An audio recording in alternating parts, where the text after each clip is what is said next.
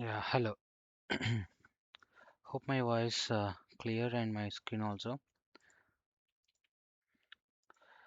Like today, we are going to work with again SageMaker, whatever we left over yesterday for our MLOps ML model deployment. ML model deployment.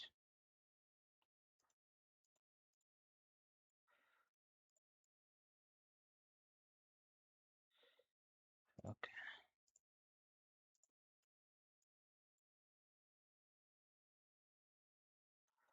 The plan of these things actually, we had a little discussion yesterday regarding the SageMaker service and the options available over there and all the discussion we have seen, and when we started creating the notebook and we opened the lab also, but some of the things like happened and the kernel was not uh, was supportingly to us and it has created some problems. Okay, the plan is like if I created any SageMaker node, okay, SageMaker notebook, we are going to we are going to run our ML model experiment, sorry, training, testing here in this notebook only. So for this, we need again what? An IAM role, an IAM role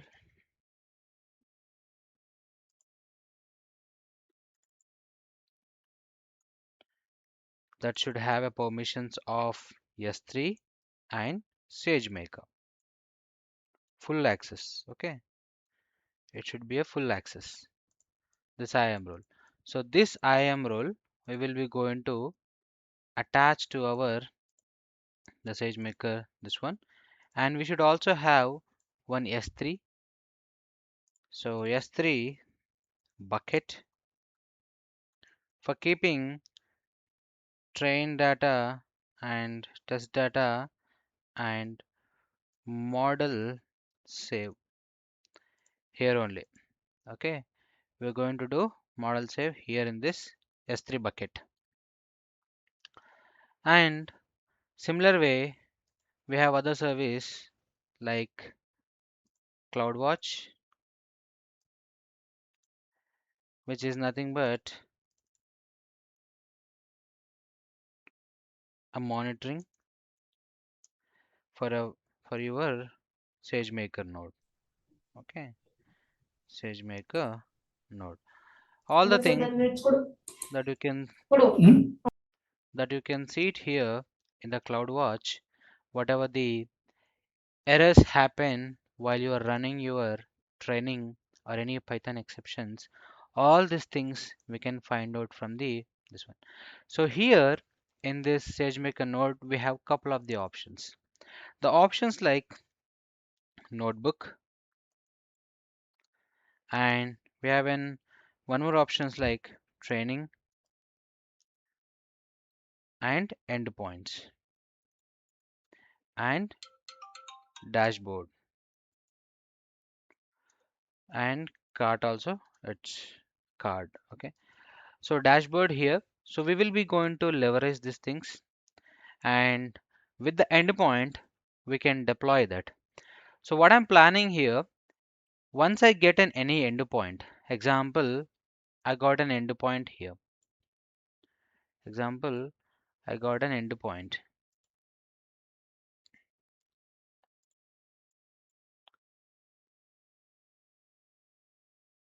So this is a standard way that we do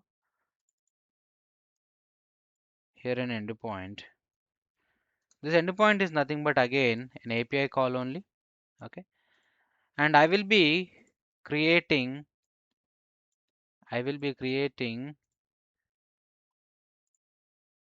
I will be creating one Lambda here, and I'll also create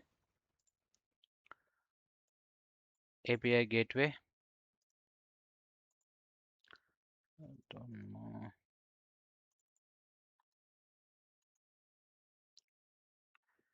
To deploy this, so it will be like this.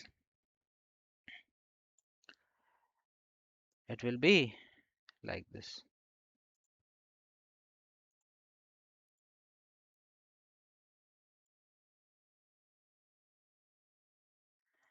And yeah, I can use API gateway and to do inferences things and putting all the information to it. So that the request will come, so that request will come like this to your endpoint, and this endpoint will do your predictions because the computation is going to use here.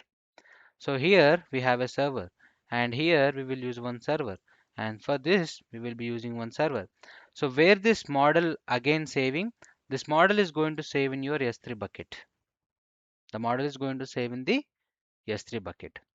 So without wasting a time, let me log into the AWS cloud.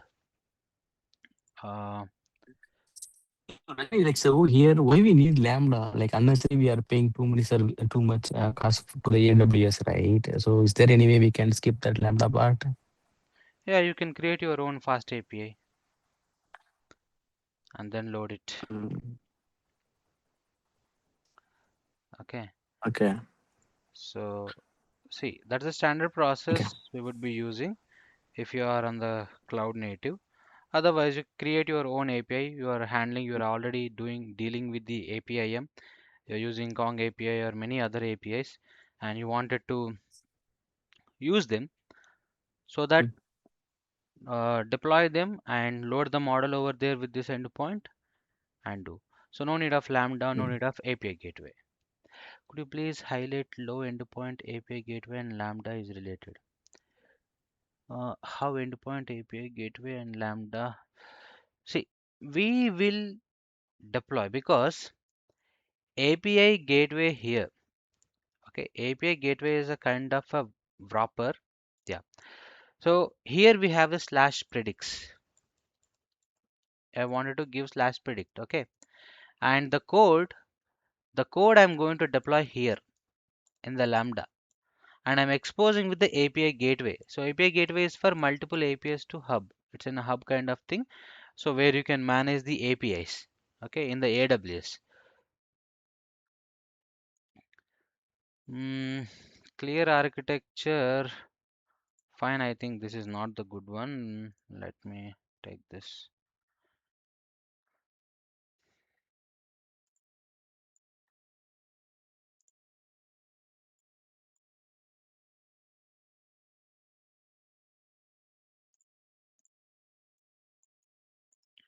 So this is your SageMaker.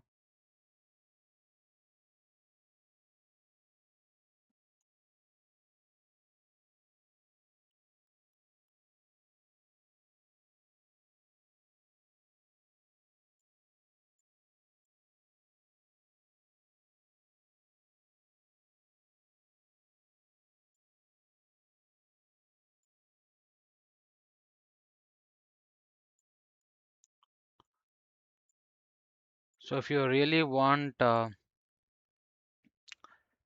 real world diagrams, then probably I can take draw.io.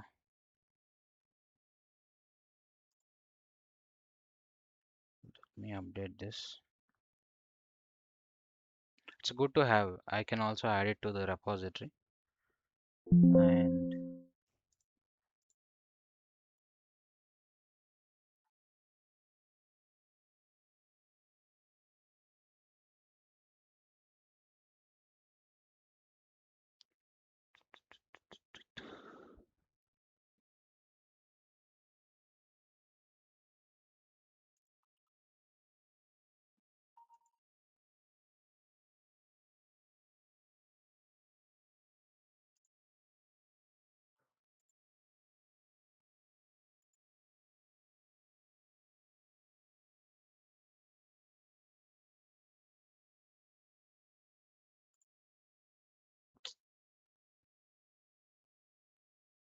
okay.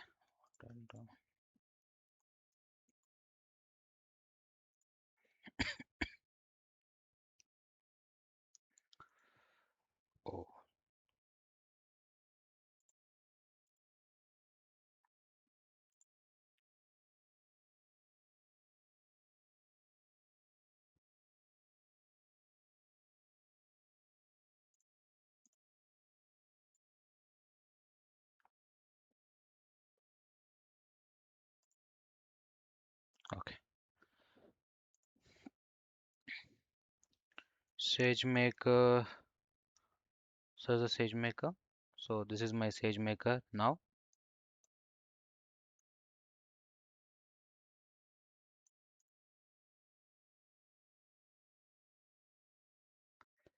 I guess I can also remove page stamps.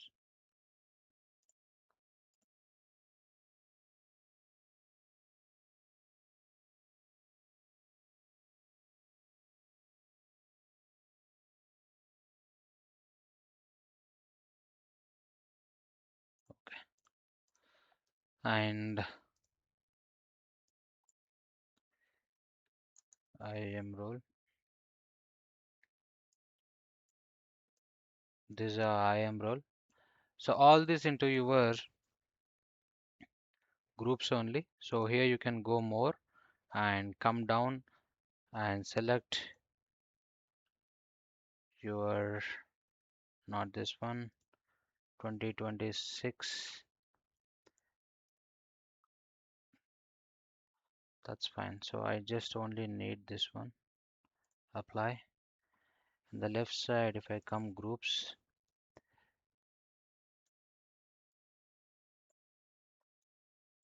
and the last I can apply, no issue. So this is our SageMaker and this is our IAM role. So IAM role, I'll be connecting to my SageMaker again and my SageMaker notebook, this one.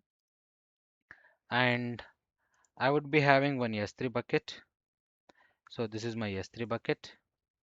So this S3 bucket will be having the enough permissions from my IAM role, and it will also connect to my SageMaker because it has to do pull and push things. Okay, it has to do pull and push things.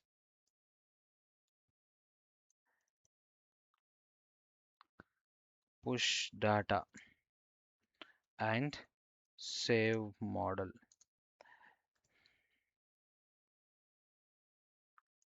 Save model. Okay, and similar way, I would be having CloudWatch. So this is a CloudWatch.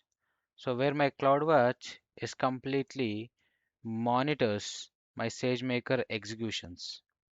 Okay, it's completely monitor my SageMaker executions. CloudWatch, and here you can see all the logs actually. Okay, so I can write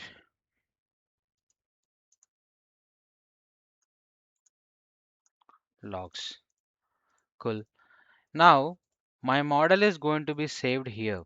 Okay, so if I say mission model, machine learning model,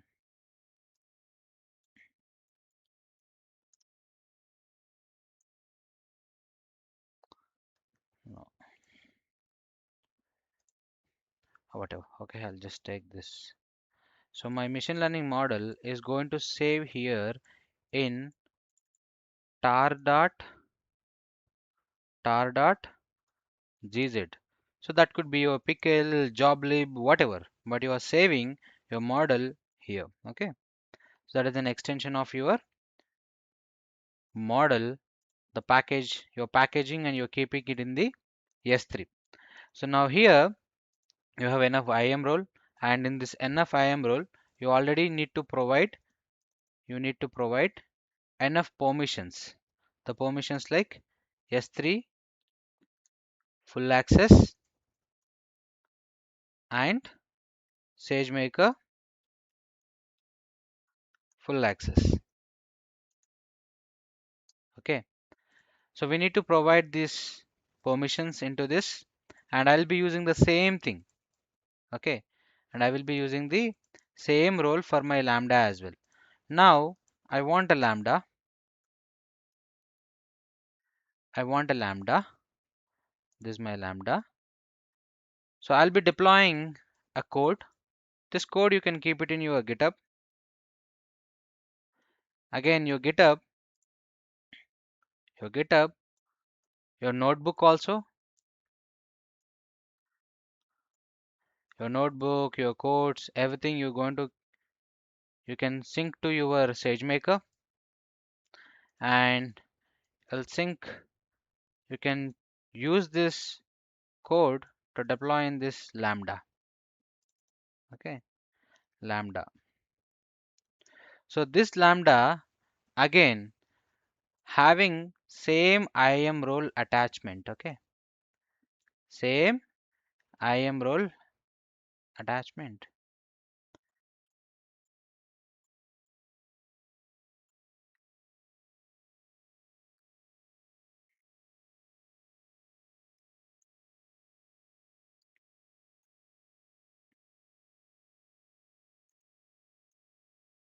Attach here. Okay, so this is your GitHub where you can use code to deploy here. And what you will do, hey, here you get one endpoint from this. Okay, SageMaker endpoint, SageMaker endpoint. Okay, let's take endpoint. Let me take any. So this is my endpoint, let's say. So this is my endpoint from my for my model, which is done training and everything from my SageMaker. So this endpoint I would be using inside this Lambda, sir. Inside this Lambda. Inside this Lambda, I would be using. So this endpoint Lambda code, sir. Okay, place in the Lambda code. Once I'm placing the code in the Lambda, then I can have API gateway. API gateway. So this API gateway, now I'll choose it for this Lambda, sir. Now what happens? I'll get one URL here. Okay, or URL. So this is something HTTPS something XYZ. I have a users. See, again, you need to define a lot of things. So your API is not just simple that I'm showing right now. It would be having authentication process, OAuth, JWT tokens, retry logics, whatever. It could be your fast API, Flask API, or your AWS gateway API, whatever. You can use them. Now I have a set of users. This set of users wants to access. So what they will be accessing? I should have my own UI. I should have my own UI application. Okay, application. I should have my own UI application. So this is my own UI application here, where my application front end. Okay, application front end will be deploying. Okay, let's say front end. And now what you'll do, you'll just load this into this. So you can define the JSON schema and all, so that whatever the request that the user doing it from your front end, it will send it to the Lambda, and the Lambda will send it to here. Since what happens, SageMaker will use authentication process of signature v4. That is a SageMaker signature v4 authentication. So that's the problem. See, SageMaker will use signature version v4. So for API request and all, it is a good method that you need to process with that. So inside your HTML also, or in your React code or a Node.js code, you have to provide access key, secrets key, and then you have to request HTTP like get, post, and all. For them, you need endpoints, right? /predict, so that it has to predict, it has to come to it. So this is the best way to do an architecture for your machine learning model which you are deploying on the SageMaker, sir. So this is how it should look like. Are you clear? Uh, Rajni, but there is some listener to whenever the like API calls happen. So how it will be processed? API call happens. It will come to this. Let's say you are managing your code with your Lambda. All Yeah. your retry logics, listener rules, everything you have to define in the code and you have to deploy here in the Lambda because it's a serverless. Your code should be in the Lambda only. This will be going to handle your case things. And you here you get the endpoints kind of a wrappers. And when you users are clicking on any of front end things, that will Mhm. create a input schema, right? So Yeah. nothing but those will send as a JSON schema. So that will execute with your Lambda and it will send it to your endpoint. Yeah, So this is how it happens. but there is some listener like uh, when I previously worked with the AWS. So Hmm. whenever there's a DMS service in AWS to get the data from outside to inside the AWS. So Right. in that there is some service we need from the to read the outside messages. I didn't get it. So DMS is a data migration service, right? Like Yes, from your yes, correct. on-premises that you'll move it, Mm. migrate to the AWS side. No, So like, actually, I'm trying to relate with like a Kafka. So whenever mm, we are getting some messages and we are mm, like a producer or consumer, mm-hmm. so that kind of a something in this, or it is different. You can include the Kafka also. It's again your regular API only. So this Okay. is nothing but your again your regular API. Your developer problem is this one, and his task is regular API he can develop. Then they can plan the all the features, how Mm-hmm. the API should behave. So that should be a Okay. REST API or HTTP API, WebSocket APIs, whatever it is. You are planning for good support with all SDK generation, CORS, all these things, the developer headache. So he will Okay. be going to write all those things in order to work, send those inputs or inference to your model endpoint. And our Mhm. job is like to take this model is degrading or this model endpoint is not created or drift happen. All these things we will be taking care. So our only point is make this model package available or create an endpoint for this model because that is nothing but again an API call only. So we have to Okay. provide this endpoint to the developer so the developer will connect and integrate with this whatever the API because in the industry many people will use many APIs. We are not specific to the one API only. But the best point is fast API can work more faster than other APIs because it's async, right? So it will Yeah. work more faster than the other. Even Flask also, but fast would be the more good and reliable. If you ask me like how these services, this listener rules, retry logic, all this means that is a developer would be writing those. Okay. We can also write, but we will be writing only very basic APIs, right? Yes. Very Yeah. basic API we will write. But in Yeah. real-time world, APIs are not the basic. They'll handle Yeah. OAuth, JWT, retries, and other things Yeah. like uh, many things like. So they will Yeah. pass and with the Like multiple transactions are coming and there is mm, some false transaction which is not or the corrupted data, so that time we capture it. yeah, yeah, yeah, How the diamond? yeah. Yeah, got it. So yeah, there is a performance test also on the API if you're using like a Postman or a K6 load testing with that.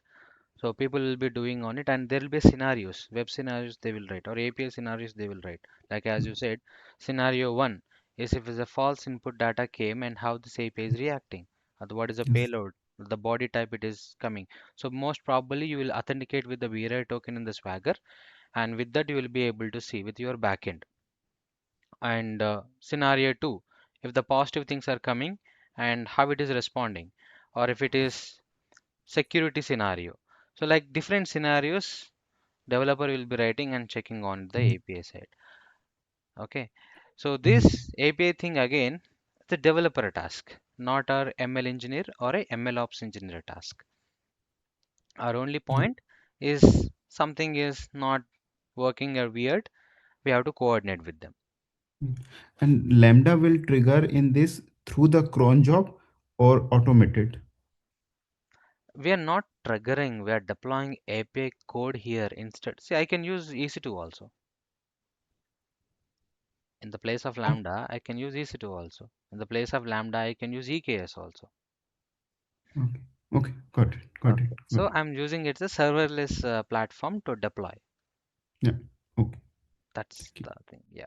Just it will trigger, right? When we are trying to access the API gateway endpoint, then it will run that, it will run the Hmm. query, right? The Yes. Lambda. Yes, Lambda. So for the execution only, you will be going to pay. Whenever the Lambda will run, for that execution runtime only, you will pay. Not for creating and hosting this Lambda. So function as you Invocations. use, yes, invocations. Function as you use, as you have to pay. Function as run as you pay something. That is the thing with the Lambda. So it's a fast and reliable. No need to worry about the infra. If you deploy API with the Lambda, you can connect with your API gateway. Yeah, Rajat, like you mentioned that we'll keep the code in the Lambda, right? So Hmm. just I'm trying to understand what kind of code that we are going to keep it, like just to evaluate that user's data before we send that data to the model, just kind of a validation code that we have to keep it there. Yes. So in that, in the Lambda function, just a function, we just keeping a code of a Python code only.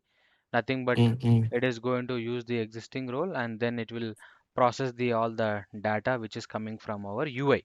So from UI side, I'll say Mm-hmm. like what is the uh, let's say housing price only. Okay. From Mm-hmm. so I'm keeping one body to it from the UI side, and that body it will take and it will process and invoke to the SageMaker endpoint. Okay. Okay. Okay. That's it. So that invocation, that runtime, that is going to run on your Lambda. Mm-hmm. So you are using this API gateway like REST API only. So to just add the slash predict, when you click on these things, it will enable Mm-hmm. CORS and it will take slash predict and it will go to the Lambda and Lambda will invoke there. Okay. So let's say, yeah. So let's say there are two scenario, right? One is the front end where we user can enter only one value, right? So let's say if it is a batch, right? Let's say 100 records, right? Do we use the same kind of a No, design for both? Okay. batch again, you wanted to recognize the batch things. Batch things won't be real time, right? All the time. Correct. Real time things are different. So that's why you'll have here batch jobs in the SageMaker. In SageMaker, you have batch jobs,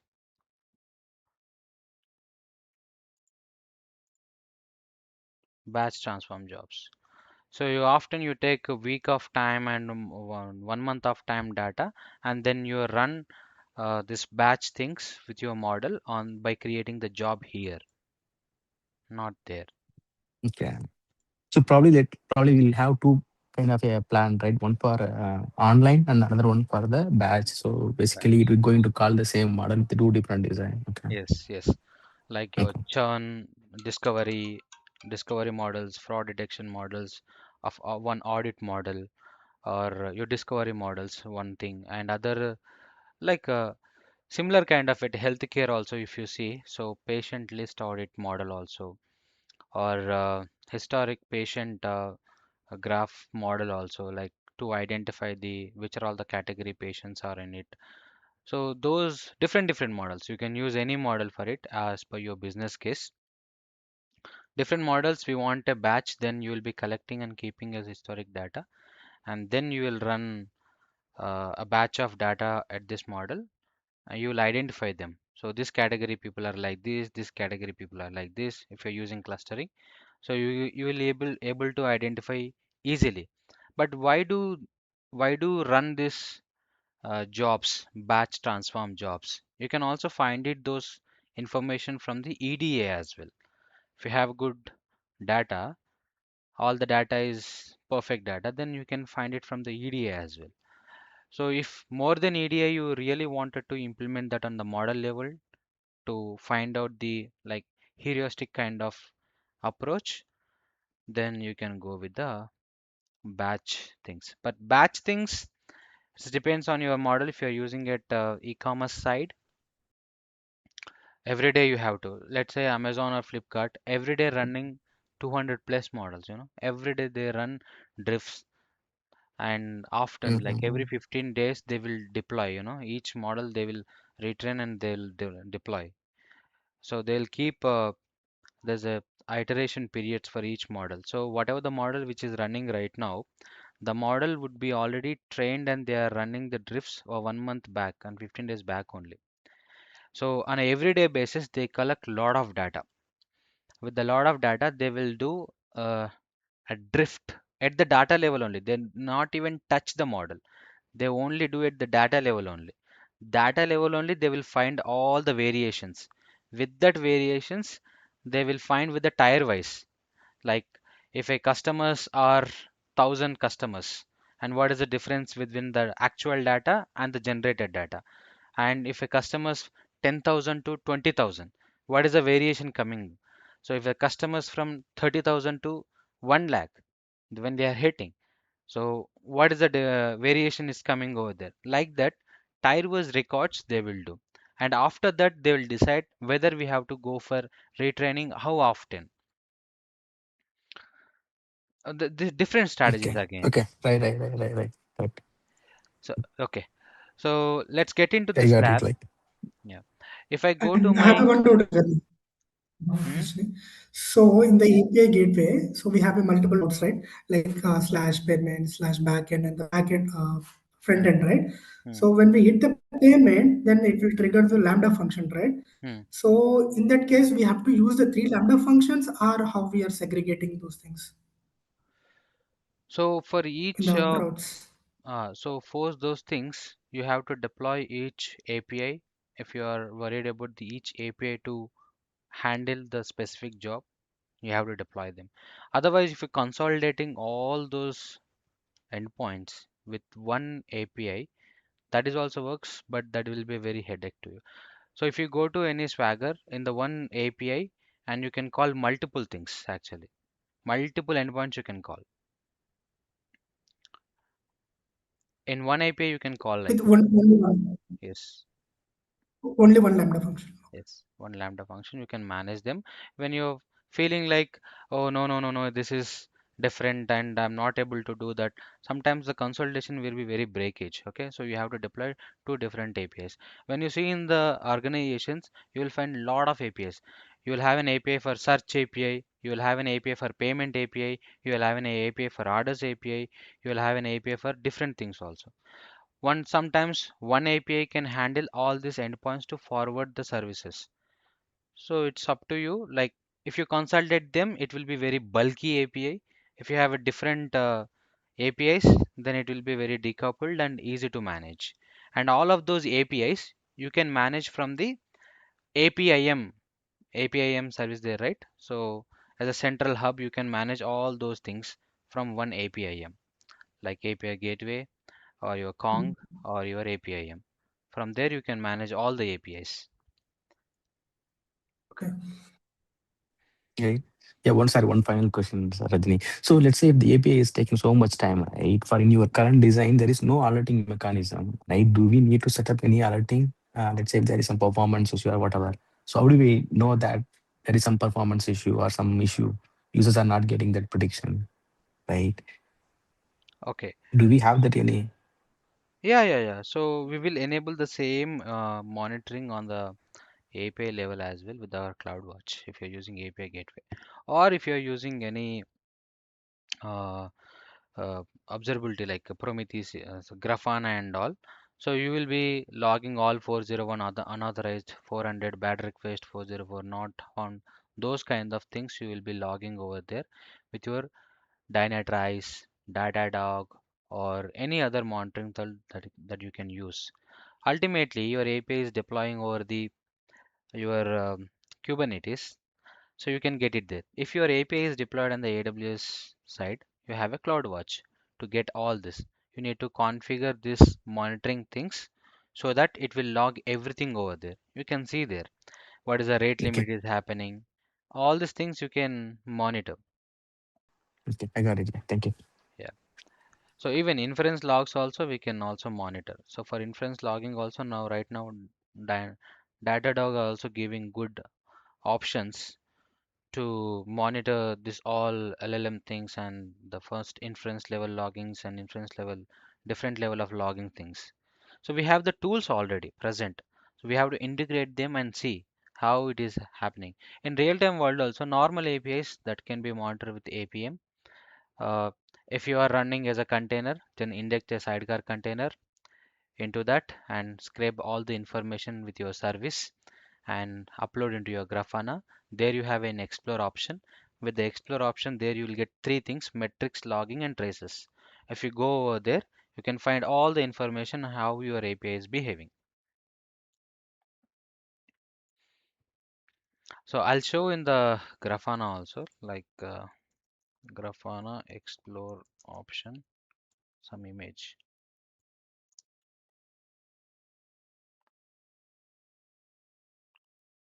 So here you can see information like this: metrics, query type, and here you can able to see all the information like your API server, HTTP endpoint, name, time, group, all these things going to log here. Here we'll get the logging. Okay, so if I go to my notebook, I already had a notebook which have started, and let me go to the open Jupyter lab. And before that I already ready one notebook.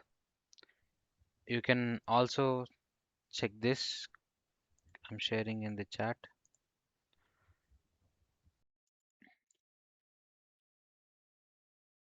So just open that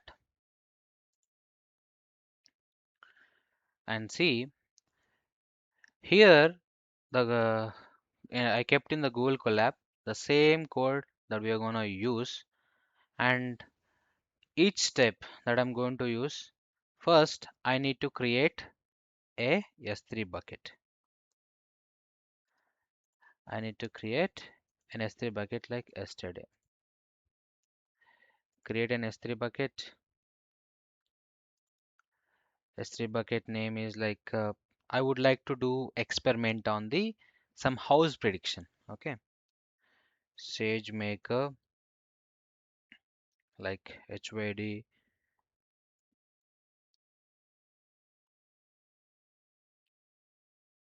something. Okay, so I would like to use this one.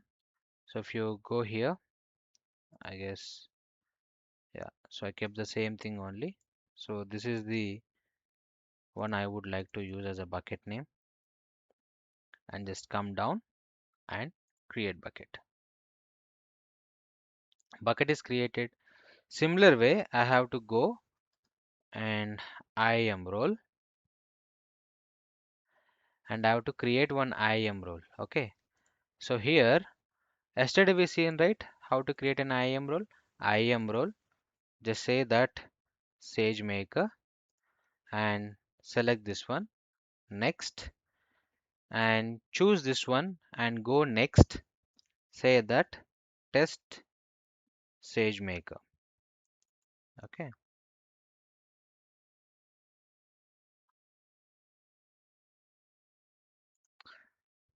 test SageMaker, and just come and create the role. Once you created the role, select the role, come here and go to add permission, attach policy. Here attach S3 full permission. Okay, attach this one. That's it. So we can say end goal is the model inference. Exactly. End goal is model inference only. The model has to provide the predictions, whatever inside, whatever the service you use, API, direct, HTML, whatever. Yeah, thank you.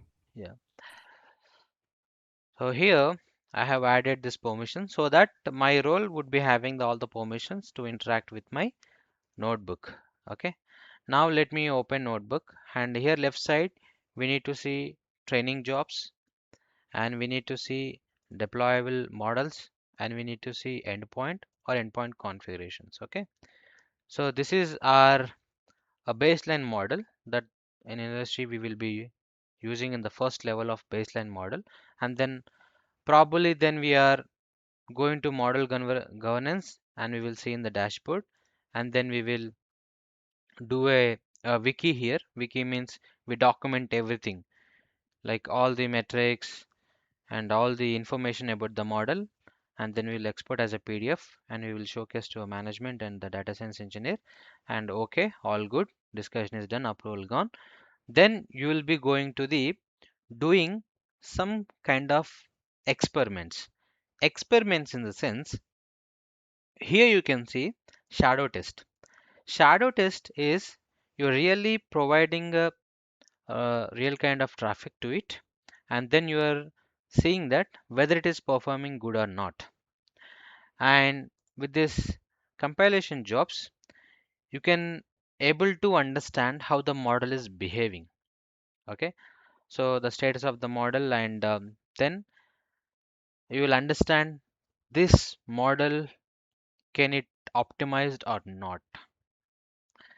And with the inference recommender, so this is the lab that you can do to understand which server type or what kind of behavior my model is holding. So when I go and create job, so here it will be asking default recommender job or advanced, and then I have to choose my model from the model registry. So if you are saving your model from any S3 bucket, and then and serve the traffic, okay, so that it will tell you, hey, you should go for this configuration for this model, or this configuration for this model. So this is where AWS is giving you an option based on your inference, you how you should deploy your model. This is before you're deploying, before you're creating an endpoint. Before you're creating an endpoint, you can perform this uh, experiment or a task. Okay, so this is nothing but your dev environment or a UAT environment that you are uh, checking, and then you're deploying actually into the environment. So this is how you can come up with a baseline model, showcase and prove it, and go for the original model. Okay, right now I have a notebook. Let me open.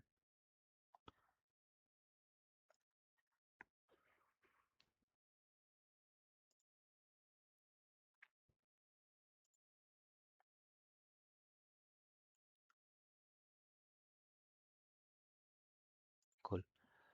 Now if I go here, so first of all I need to install all this, then the kernel will be automatically uh, restarted, then run this.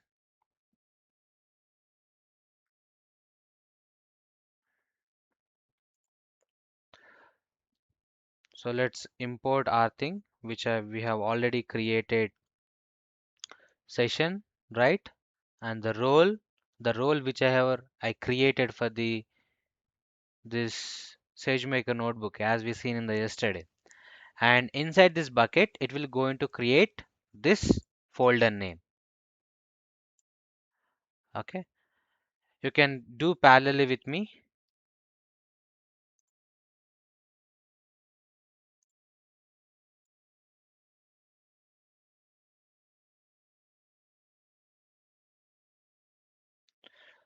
So right now I'm in the AP South 1, and this is the role I have. So if I go to IAM and roles,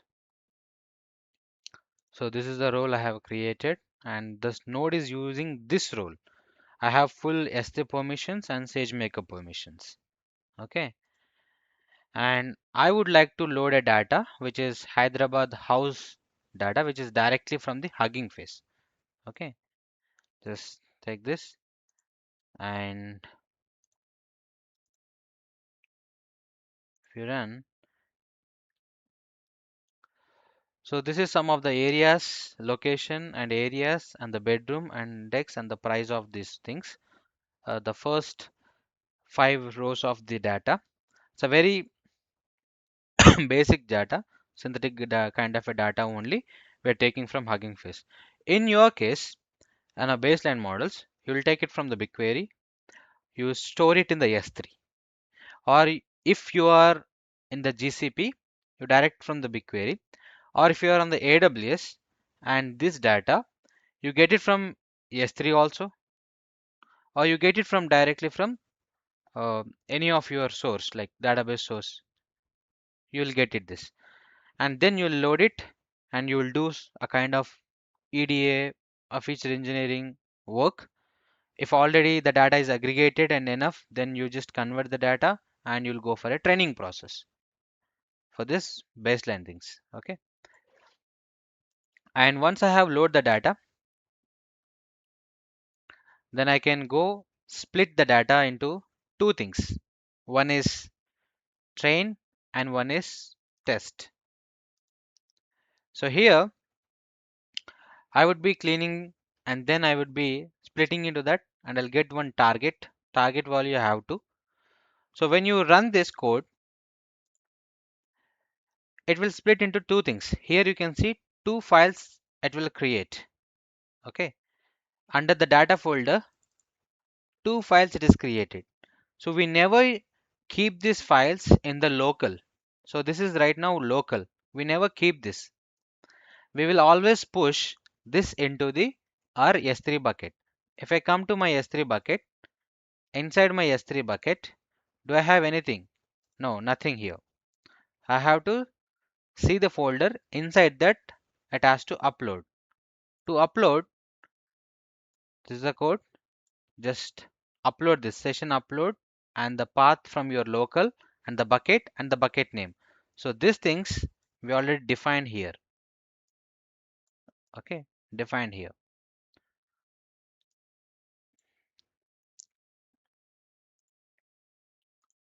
If I run this and run, it is uploaded. If I come here, refresh, I should see HYD house price. Inside I have test and train. If I go inside test, I have test.csv and train.csv. So why we need some test data, that is you can consider as a unseen data to validate your model. Train data where your model will learn from it. Okay, and here only we can save our model as well, like uh, package it and save it here for the future purpose. And here I'm creating train.py file in the local and I'm going for the run process. So this run process, I created two files. Okay, so here in this I'm loading the data. Okay, I'm loading the data and then I'm going with the training process with my random forest regression, and this will be going to store in the package type, like the extension is joblib. The model extension is joblib. This is an artifact. Okay, so this is going to store in our S3. So I guess I kept two files, means this would be the perfect file. I guess this will be an error. I guess I just ran 2 hours back only. If I run this, it's created the file. If I come, it should create train.py script. Okay, so this is where it is going to use for my model to train. Here is the thing. Now I have to get into the training process. to get into the training process, we need one server. So this you have to spin programmatically. So if your model, if your training job created, you'd select this type of the instance. So when you select this type of instance and the file that you wanted to feed it to your model to be trained, and the job name and the outputs you are saving in where? You are saving in your S3 bucket again, the outputs. So this particular thing can be run through your flight, prefit. There are other tools are there. Your Airflow, not the perfect one for your training of the jobs, might be your GitHub Actions. Okay, so you can use this training job like in the SageMaker itself. This is a one part of our pipeline. Okay, here this instance we need to select which instance is a perfect for us. So how much data that you are loading and which server type is best for you. So since you are on the baseline, you can understand how much time it is taking and how much it is cost. Whenever you spin up this code, SageMaker will pull out one container. SageMaker will pull out one container and it will ready one environment for you. So in that, it will go into run your training process. Let's say you are doing a 10 trainings, 10 experiments kind of things. So SageMaker will pull 10 parallel nodes and it will run for you. So it will create a jobs, training jobs. So when I go and run this thing, it has to launch one job in my SageMaker. So if you are feeling like you can choose T2 micro or T2 medium also, ML T2 medium, that is also enough, but it will take time. Okay, so if you take this ml.m5 log, okay, it can be done in little bit fast. If I run this, if I come here in this training jobs, I don't have anything. Okay, I should see one training job and the log also here it will print. It is starting the training job. If I refresh, I can see one training job here in progress and starting. If I open this, see, these are the hyperparameters right now for this training job, and this is an algorithm, and it will show me all the information here. Here also it will show the information. It is preparing for the training right now, and the time that you are using for the training for this instance, that much only you will bill. Means for that only you have to pay. How much that the time execution is going on this runtime, for that amount of the time only you have to pay. After completed, AWS will automatically delete from their data center, but it will show the history here. This job will be show you like why, because you will be running multiple trainings in a month, 6 months, 1 year. What if you want to come back and see the last month successful training job, you want to find out the saved outputs. So that's why SageMaker is not giving a delete option in the console. If it is shown completed, that's it, it's completed. AWS will delete that node in their data center, but it will show the history here to you. You're only paying for that package you are storing in the S3.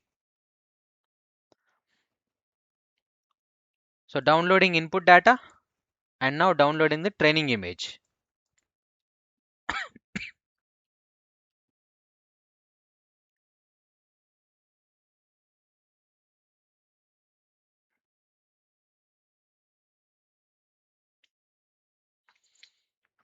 Let this run, it will take 1 minute of time.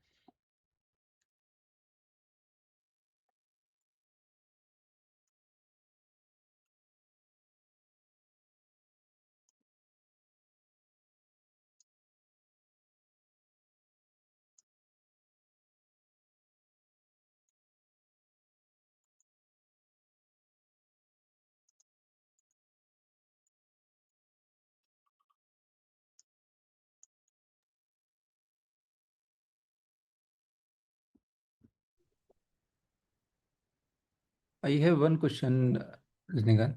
Yeah.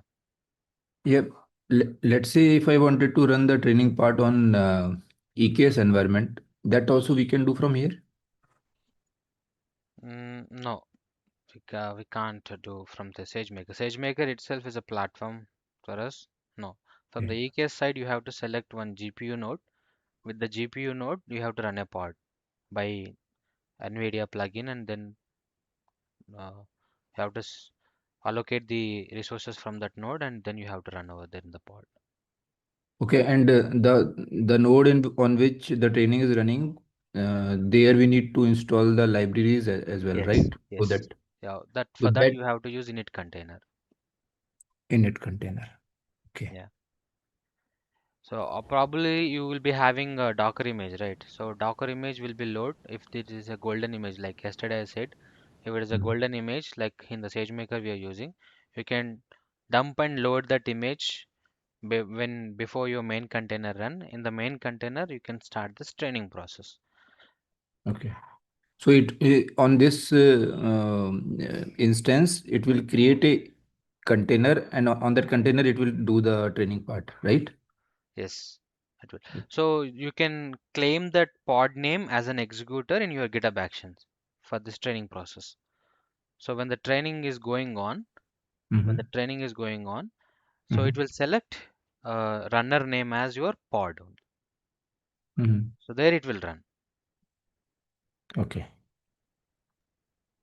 Can we create the this training job manually as well Yeah, manual in the sense Mm. like now in we the are doing console? manual in it. No, no, No, no. creating training job in console directly. Like here you're asking. Yes. Yes. Yeah, create here. You can create a training job name and role and select your algorithm source, built-in algorithms, or from the marketplace you have multiple algorithms again. You can create manually. Select your instance type here, MLT3 log, and storage how much you want, 5 GB, 1 GB and all. So this is what your instance count. So you want one model to be on a one instance or one model training to be on the two, three instances. You can use and how much you should keep this training alive and the maximum runtime, how many hours that you want and in your network. Choose your hyperparameters. Train. So input mode, pipe or a file. You want to keep a file and then go with the S3, or if you go with the pipe, then the pipeline, then run it. So by providing these things. So this is a baseline thing only. With the console side, what happens? You will be confused. But programmatically, it would be very easy.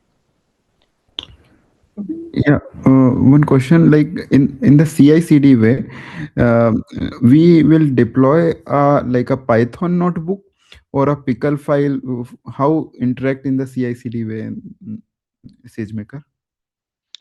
So we will use GitHub Actions as a trigger mechanism. Okay. So Mhm. in that pipeline py script, I will write the same code like this. Same code like this. So when it is reaching this step, it will create a training job in the SageMaker for me. Okay. This is also show you in GitHub Actions that it is still running over there. And we can also see here in the SageMaker the pipeline steps. Once I'll create a studio, I'll show this pipeline execution step by step. Okay. So here I have to pass programmatically only. So this step I will pass. This step is going to create your training job. Once it is done, it will show done and then it will go for second job like deploy the model or register the model. Okay. Rajni, we have set some environment variable. Could you please highlight like how you are using that one?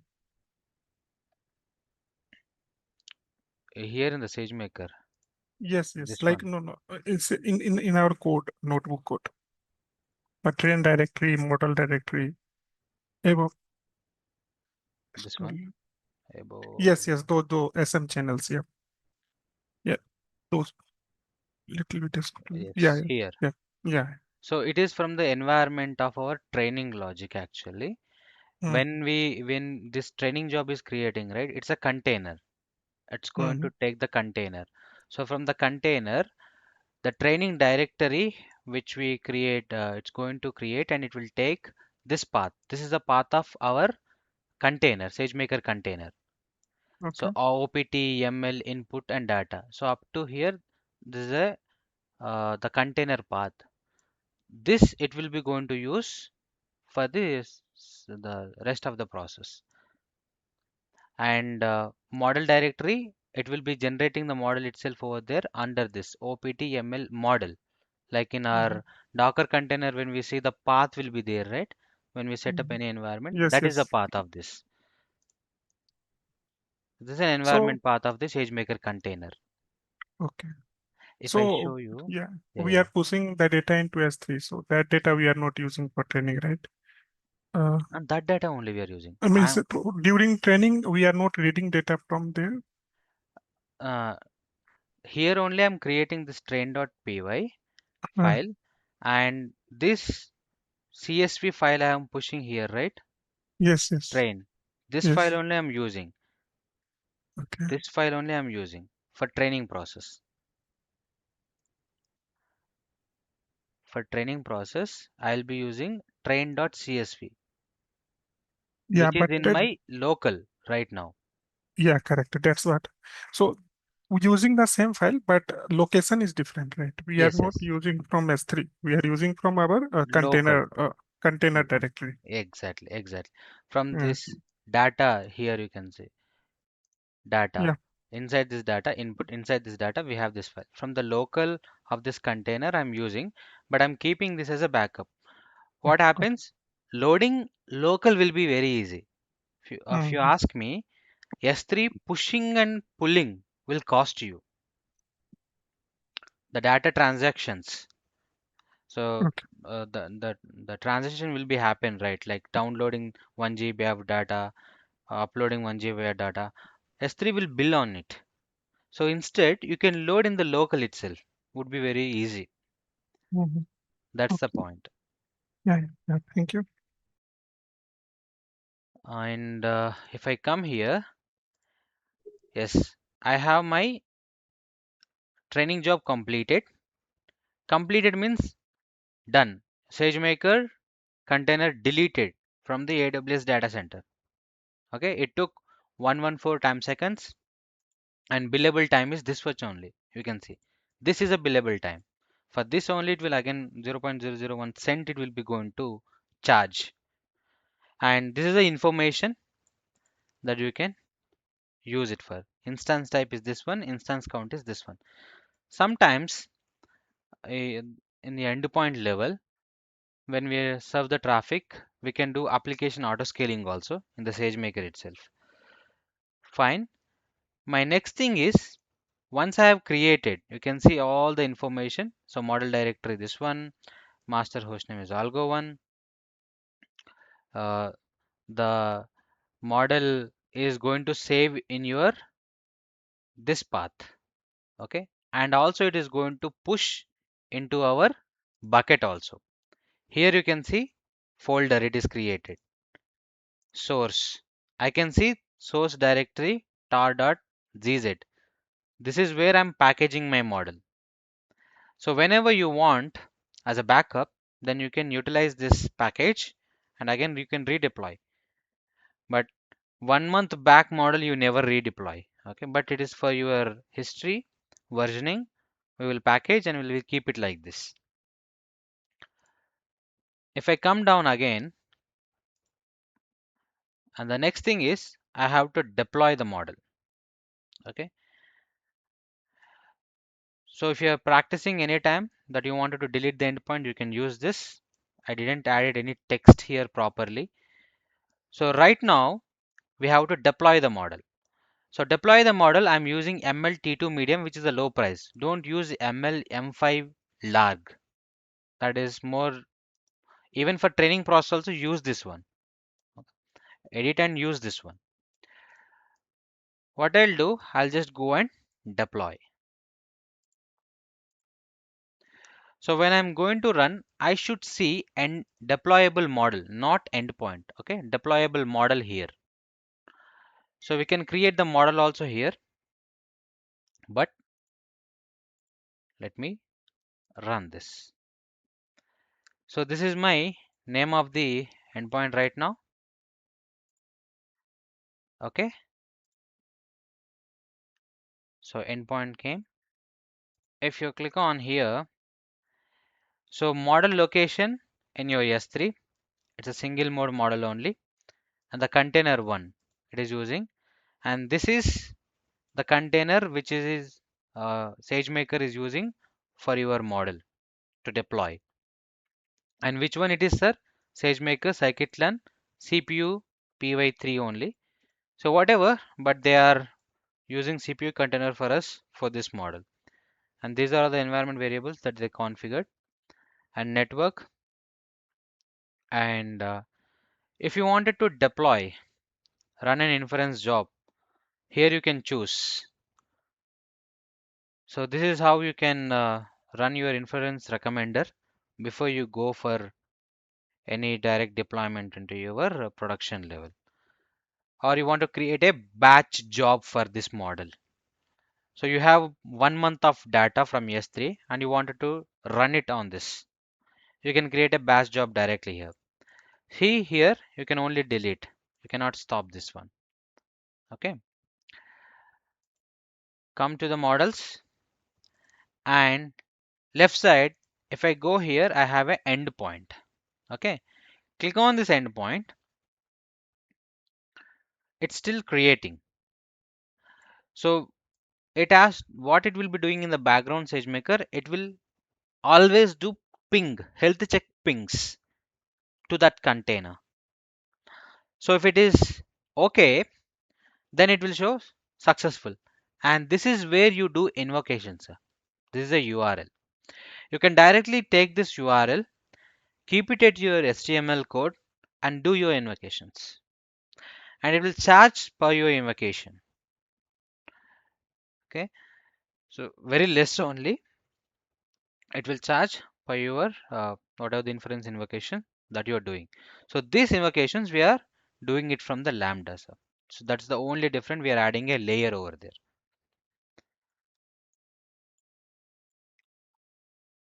So it will going to take 1 or 2 minutes of time.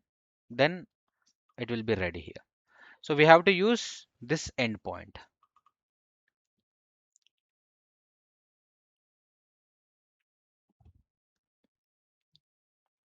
Or you are really worried about while deploying we do not give a model name. No, already here. So we are selecting ML and this one and endpoint. So whatever the model we have already loaded here. Example, here I would like to deploy the model. Create a model name. No, not this one. Not this. Sorry, this one only. So where you are saving the model, you are saving in the S3. Okay, you're saving in the S3 where the artifact is there. So that will pull here and it will deploy. The same thing happening in the single container. And the single container we have only one model, right now. So that model only it is picking up for us in the programmatic way. But if you see in the manual way, we have to provide the where our model is there, the artifact. Then if we create this, automatically it will create one more container. In that container it will load for us.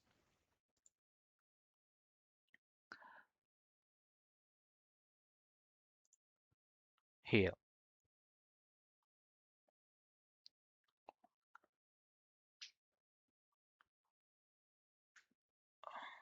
Model is created. If I come endpoint, the endpoint is in service right now. Okay, in service.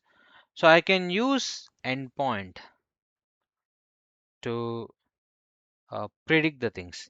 Or if you wanted to configure, okay, even you want to create a new endpoint also you can create again. Okay, one model you can create multiple endpoints. Endpoint configuration.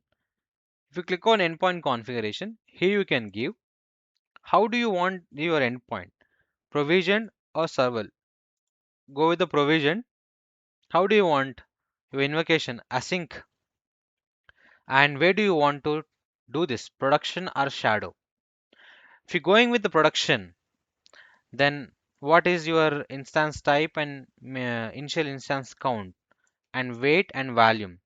If you wanted to change the weight between your shadow and production, so some part of the real-time users you are forwarding to the shadow and some part of the users that you are forwarding to the production side. This is a kind of A and B that you can do.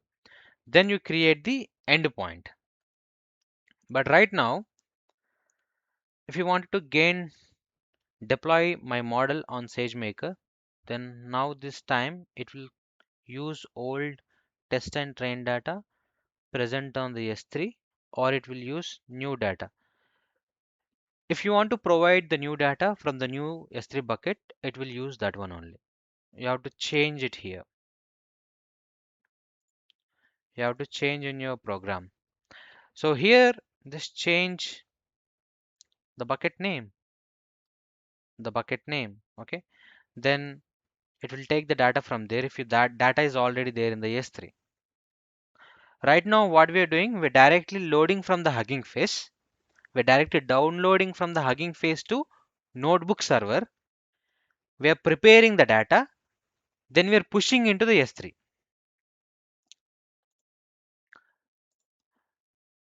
So what we are doing,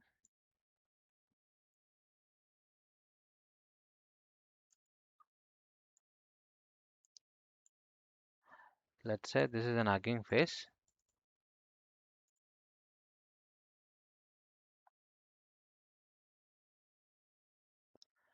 So from this, we are directly loading the data into our SageMaker actually.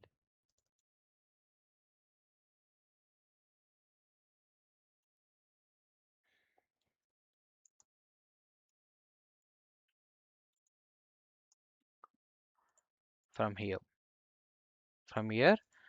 and this data, whatever, and we are preparing this data and we are pushing into the S3. We are pushing into the S3.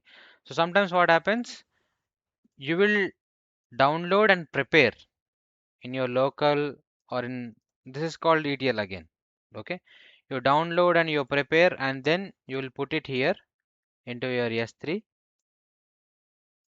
from the Hugging Face, and from here we can load into our SageMaker.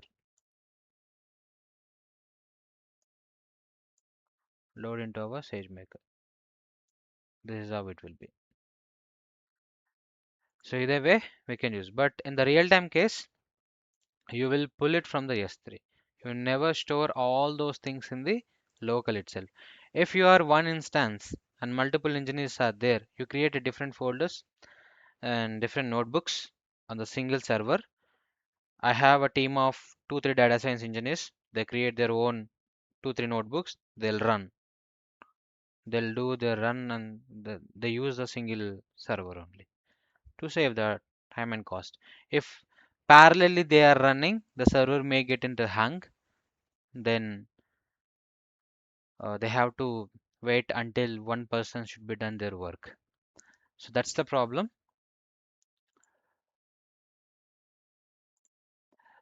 So yeah, where are we? Yeah, endpoint is created right now. You want to do shadow test, do the shadow test before you're going to deploy, or do you want to perform any inference recommender? Perform if you create it. So here it is asking you find model. This is my model. If you save it here, it will ask the role and the location where do you want to show this benchmarking into your S3. Benchmarking means it's a recommendation, which one you wanted to, and payload context where you want to, and container configuration. So which domain, computer vision, natural language process, machine learning, which one you are doing, or you're using which framework, Tensor, PyTorch, XGBoost and all, which version, and the nearest model like XGBoost, VGG16. So all this you can select here. This is an optional for you. If you are doing heavy heavy model things, then you can. This is the new option from the SageMaker, the Neo. It will optimize your inference things actually. I never tried this one. I have to. I don't know much information about this. But so this is how the inference recommendation would be work for you. If you are doing any different load testing, sorry, inference testing with a different kind of scenarios, then you can use advanced recommender job. Or you want with the SageMaker recommendation, then go with the default recommendation job. Okay, now I have my endpoint. Perfect. I would like to, once it is available, I guess once it is available, we can do some prediction by putting some input data into it.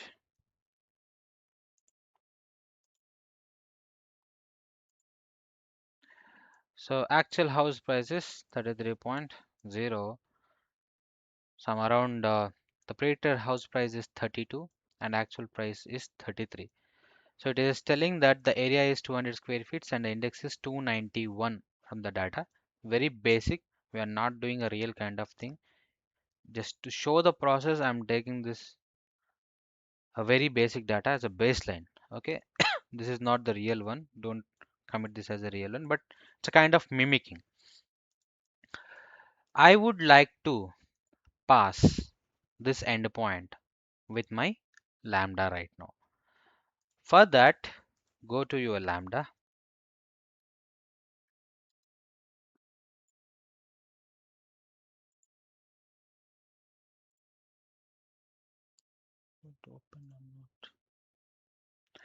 Here you can create the function. Create the function.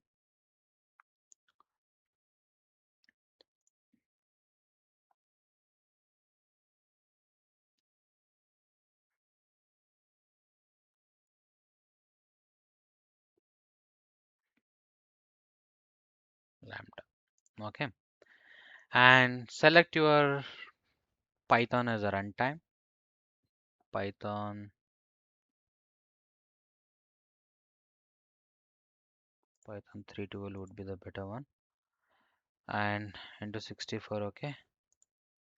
Execution role will be my existing role, which I have already permissions.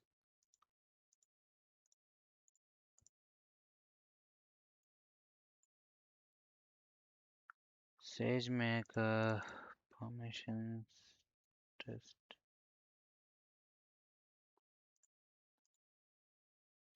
Okay. Create a new basic Lambda. Then we have to provide.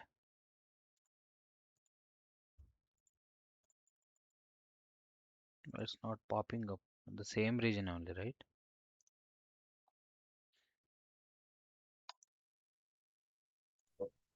We don't have anything from Lambda, right? Let's create the new one, then we apply the permissions to it. So it is creating as this role name. Okay, then we have to provide the additional configuration. I don't want Lambda default URL, VPC, tenant, and I don't want all these things. Okay, that's fine. Now create a function. Let's go to your IAM. I guess where is the IAM role? Lambda, add permissions, add policies, SageMaker full and S3 full. Enough. Add permissions. Done. You got permissions with your role. Where are we? Where is Lambda? Do we need to add API gateway permission? Right. Sorry.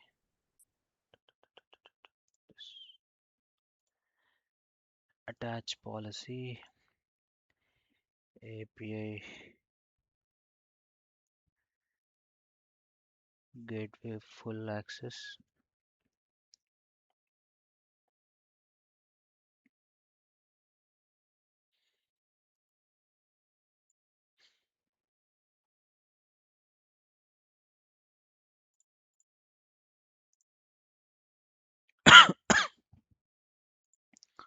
Enough this permissions. Now if I come here,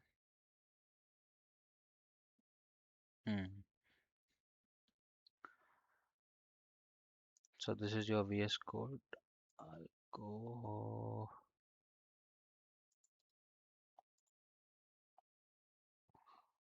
here.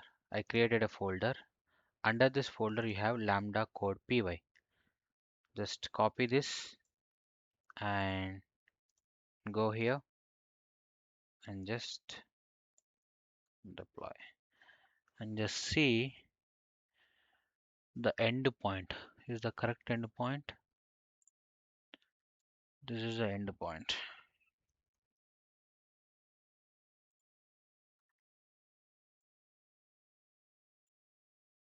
This is an endpoint. Cool. Okay, then save it. No save.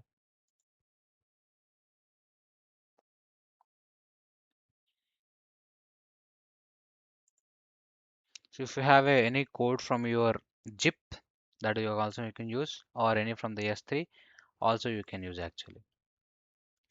Now I'll go for a test and then I'll run a test. Create new event, synchronous event name. No need of this. I just wanted to deploy this.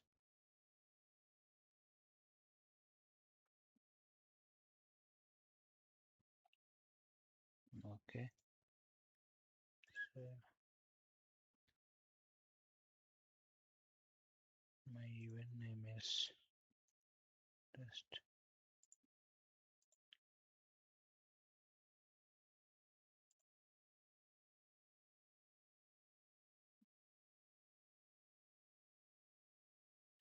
Hello from Lambda. It is working.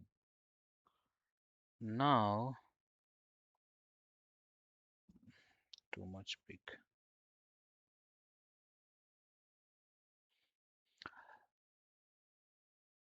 That's fine.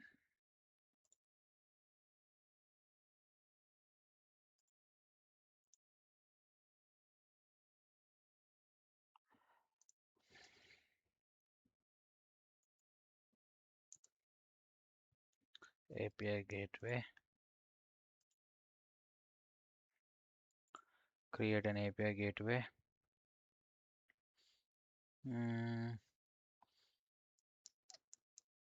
WebSocket API, REST API, private, HTTP API. I guess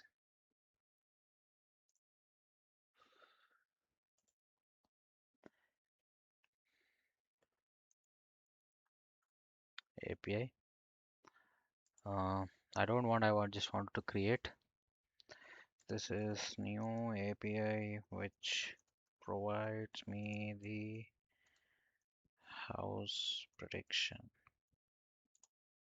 Okay.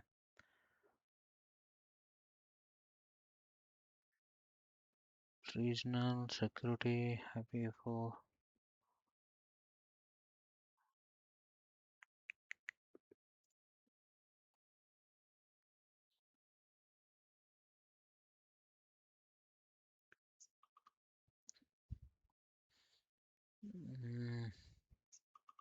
I wanted to create a method for post.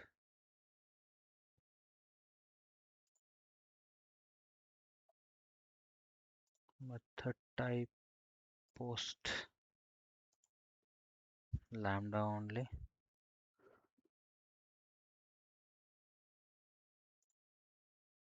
Host prediction.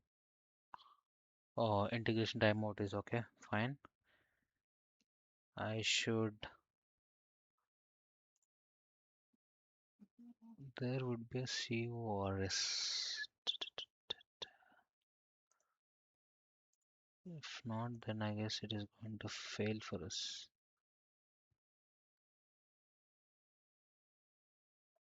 Okay.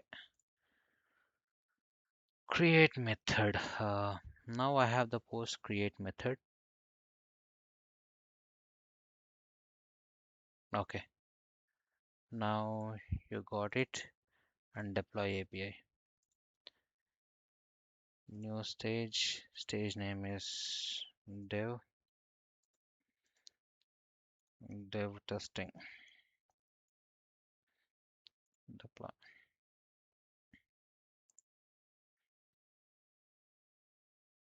And you got invoke URL. This URL I have to use with my UI index.html. So this is an HTML code. You just need to replace the URL here. Okay. So if you replace this URL, and I can run this URL in, sorry, this code in my local, and we can probably test it, or we can also run in the this one, HTML We can online test through compare. Postman also, right? Yeah, but Postman not downloaded in my system right now. Here also we can keep this URL, and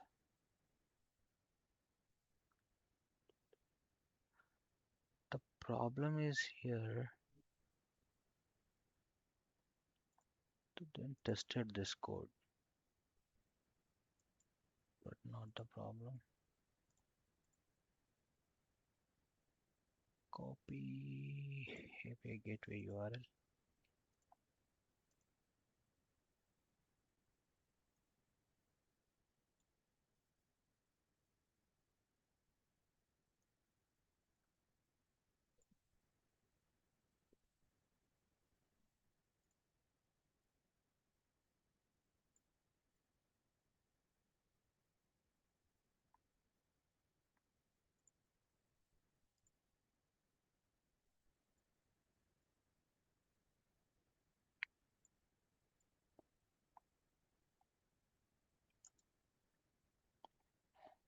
So let's say 1800 square feet, 2 BHK, 3 rooms or something like that. Pick the price.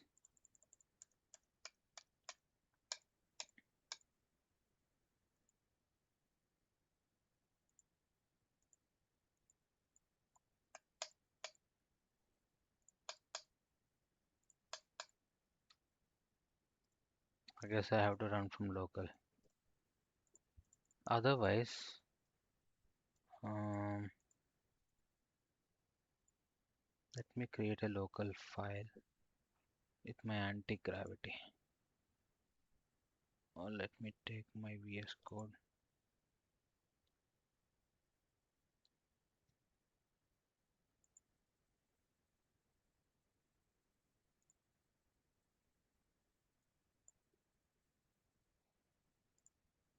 I'll just create new.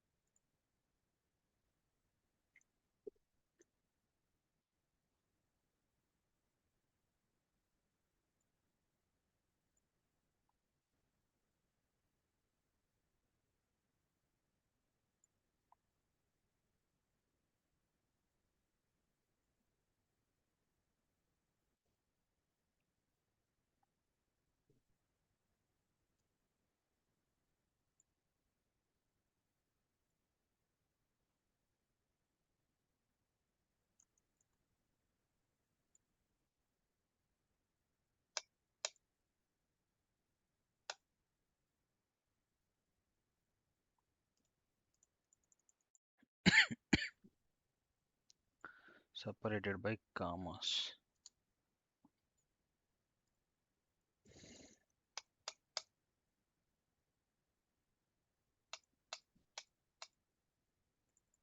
Invocation is not happening.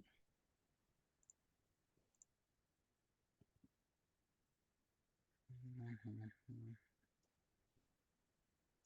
1843.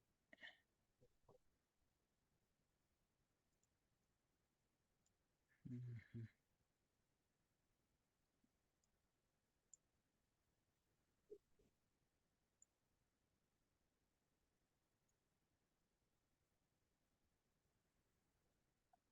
Maybe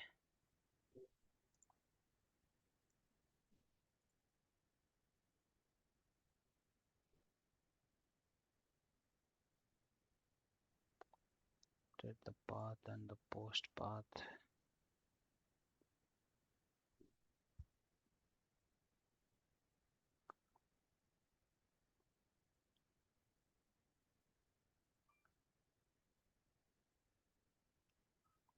Hmm. Where is my lambda? Yeah.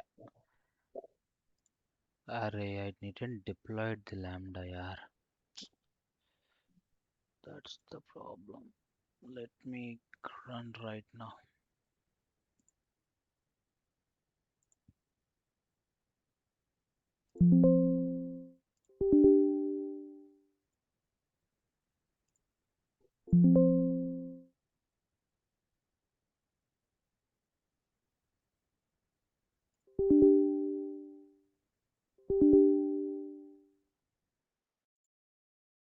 Where is this?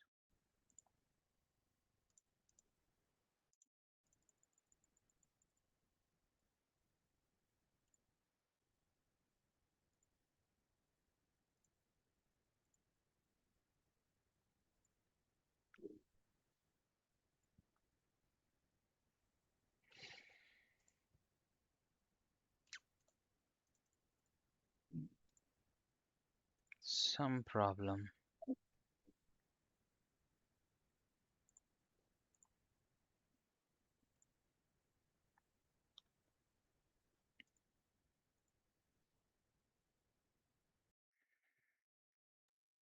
It's already deployed. Can we see the logs?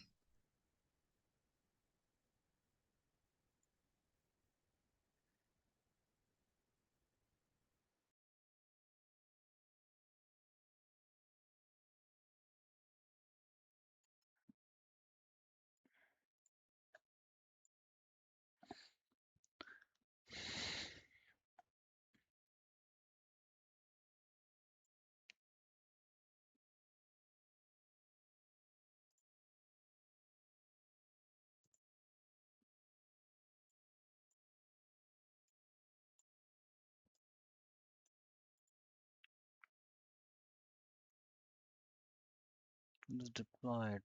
Lambda, okay. Training jobs, okay. Endpoint also okay.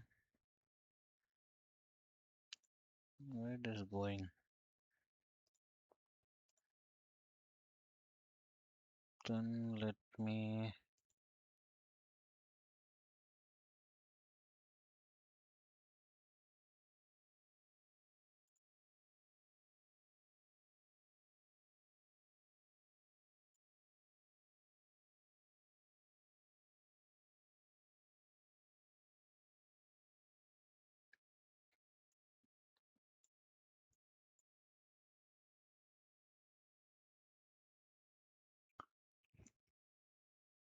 REST API, or should we create a HTTP API then? REST API also works.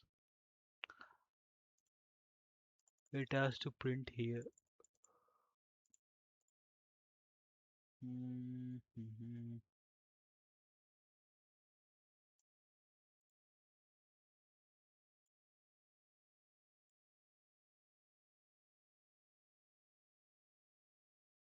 So we'll do one thing, but I guess I need to provide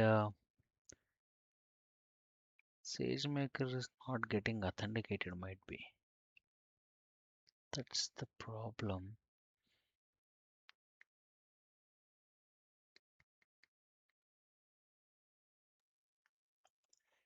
Lambda will invoke, right?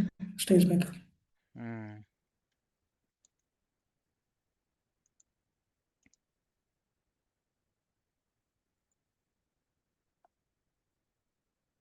The path is correct. API gateway / dev and predict.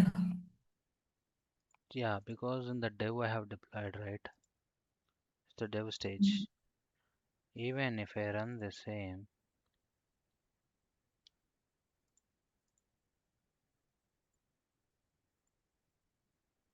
no. Dev should be there, right? If you created the test one. Hmm.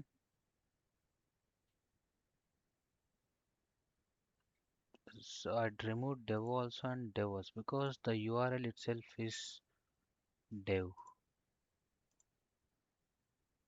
for you. Where is the URL?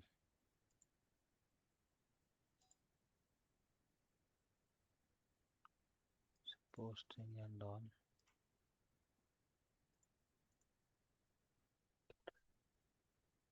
Its direct path is here.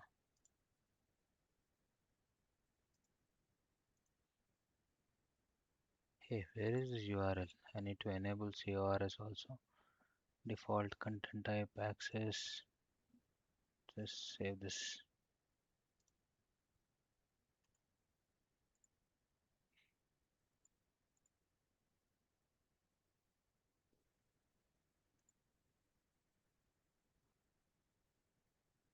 I've already deployed in the dev. Dev, yeah. Yeah,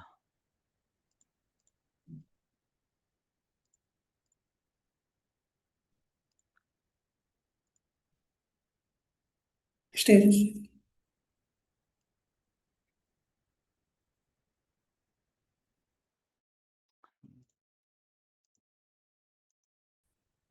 In the stages, you can see it out. changes with that. Here you can see now. / dev, not predict, I thought. Dev slash predict we have to give because it's a post. We Oh, wanted to. okay. You need to create predict in the Predict. post. Okay. Predict to post as a predict. Yeah, inside the post, you need to create a path for predict. Mhm. Yeah, here. The path, this path is root / I think one more path you can create. Okay. Yeah, here you can give predict.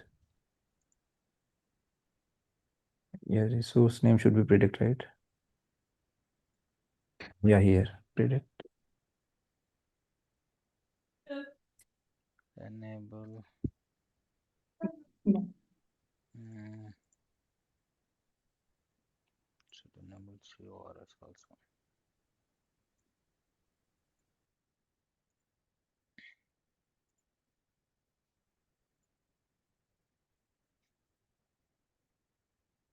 Now I have to deploy however. Then no. Something I'm missing. Let's give like that only. That's a method. It's a post method.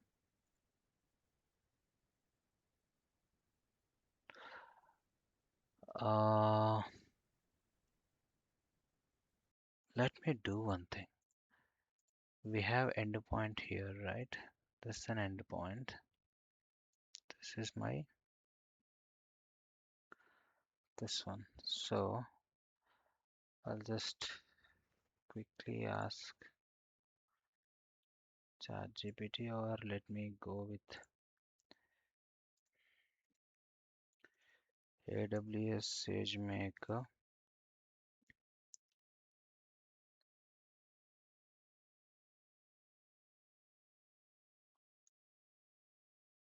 invoke endpoint.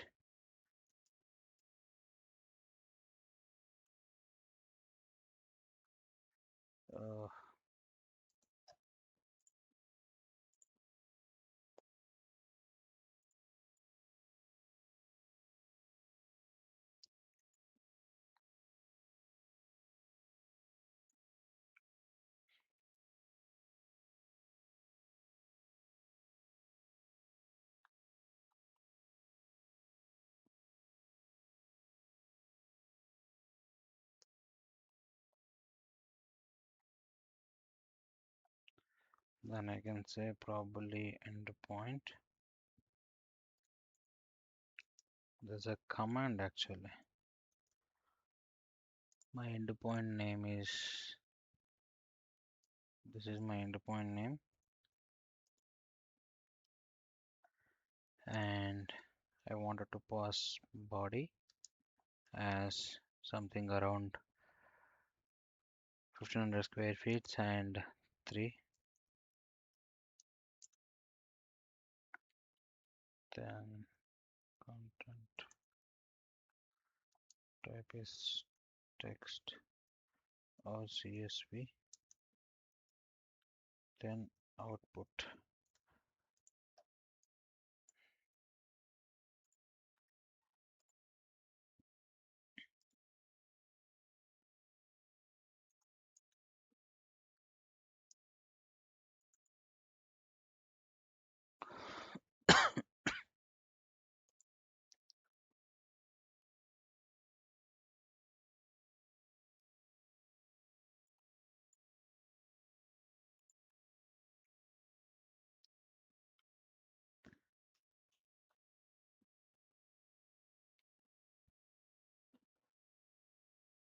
Array.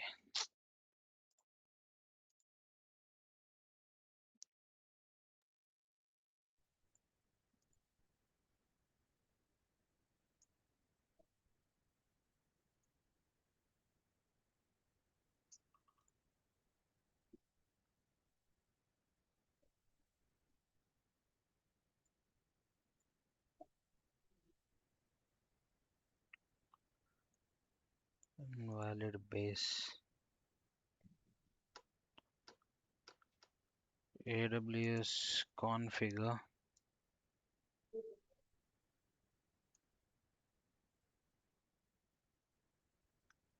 Right, it's there.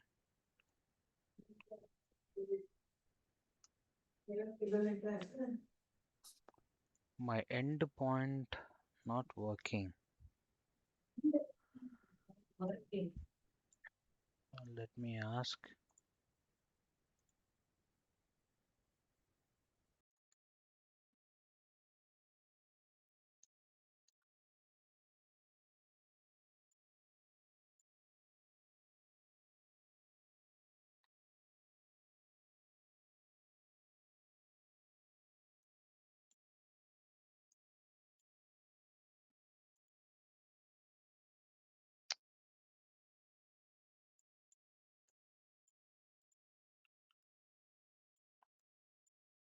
So will not work by itself without a SageMaker signed header signature v4.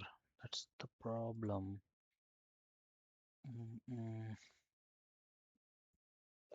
Let me try. I already logged in with the CLI, right? It has to provide me options.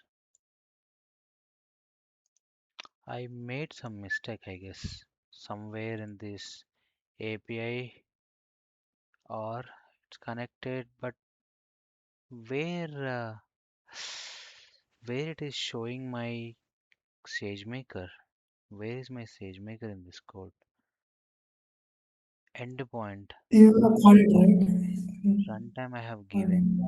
It will initialize. That is fine.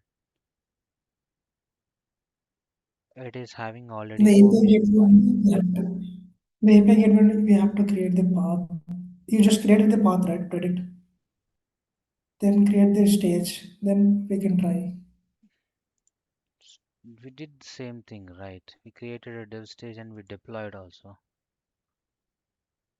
So now the predict path is here. Okay. Yes. Now I have a predict path. Now I should deploy it, right? You're saying? Yes, you have to create a one dev or something. So Okay. then So stage. I have dev again. I'm overwriting and I'm deploying. Now you get the Yeah, same. yeah, can we try this one now? Previously we don't have the predict, right? Stage now yeah.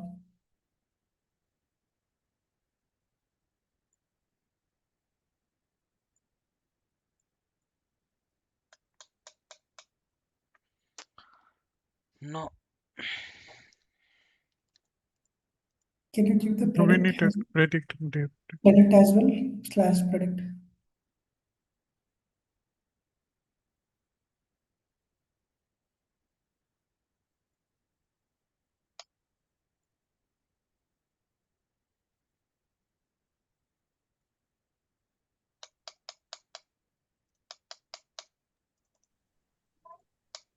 Should be dev slash predict only. Drive slash predict. Yeah, dev slash predict only. We tried without enabling the CORS, right? That time also it is not worked. I guess it won't work. Error undefined. Okay, let's take 2000.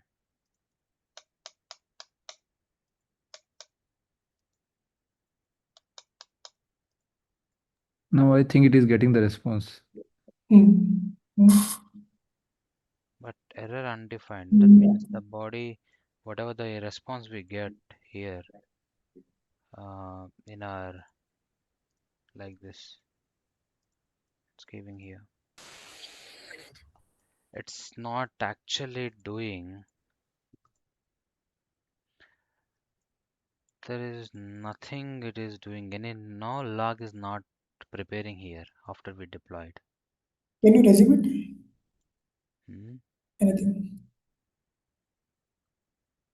If I go again to the test also, so if you come here, it has to create the new event for you.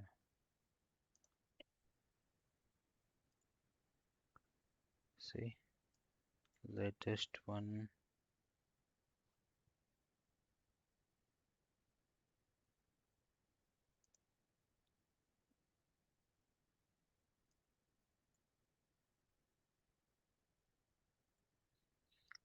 I'm missing something. We can directly see in the Lambda in the monitoring. Directly. We can directly see the logs in Lambda in the monitoring section. Hmm.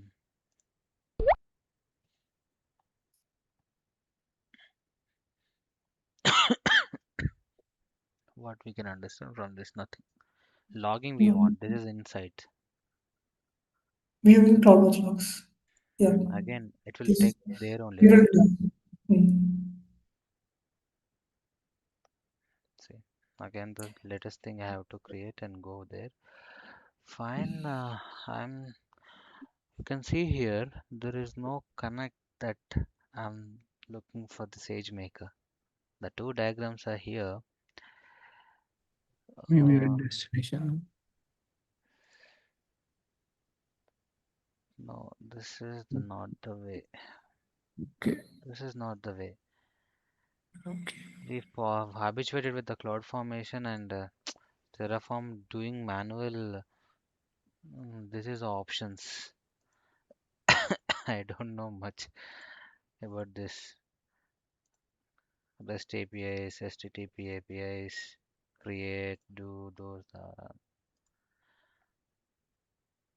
Somewhere I've already done for 20 days back with HTTPS API, but for this I selected this REST API Both and it will work is, for the yeah, Lambda. it's connecting to the Lambda integration right now. If you see here, the client and Mm. method request, integration request, and it's go with the Lambda only. Lambda will invoke over there. It's clearly showing here. But this post option, mock it is there. It is not the thing. Let me delete these resources first.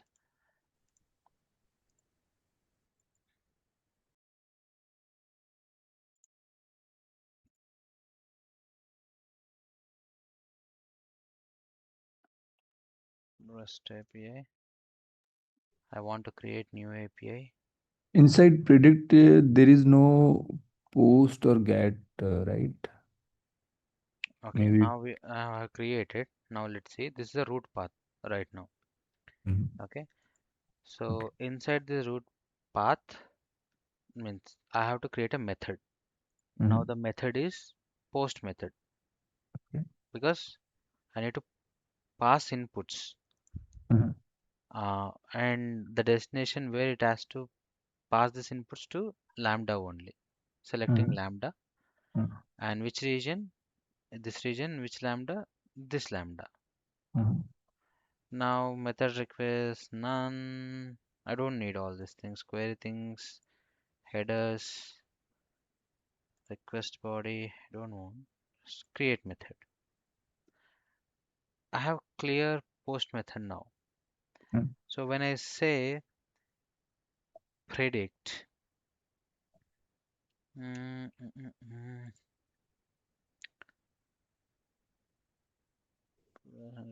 request path.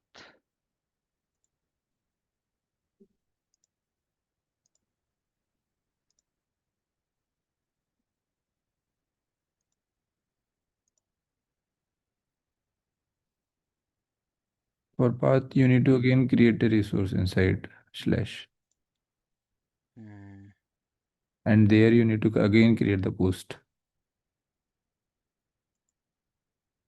Yes. if I say resource as Predict.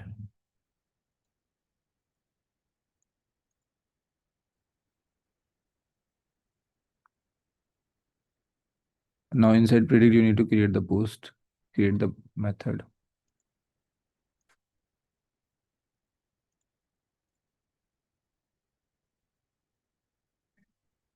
Yes.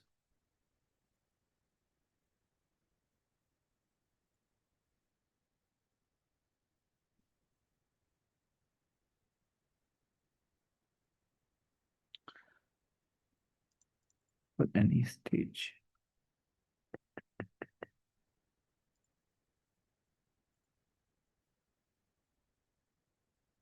the URI.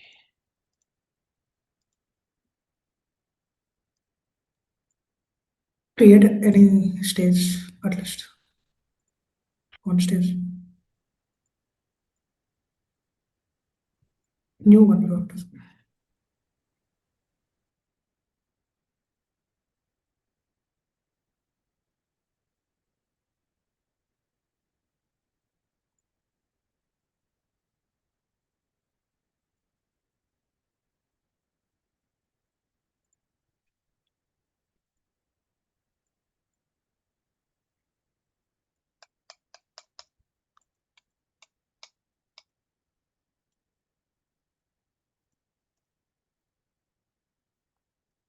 No, let me look at this is the thing I every day do, like for a couple of last labs also. Mm, sometimes it surprises me. Method, I already enable this one. Methods we create. Now, post already we create, then automatically it has to work. What is the URL we given here? Let me ask.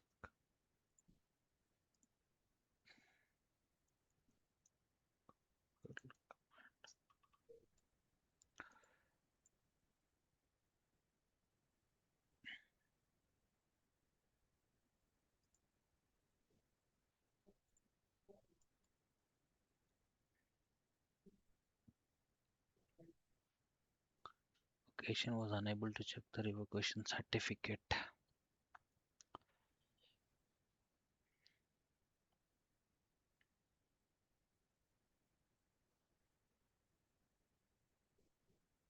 Unable to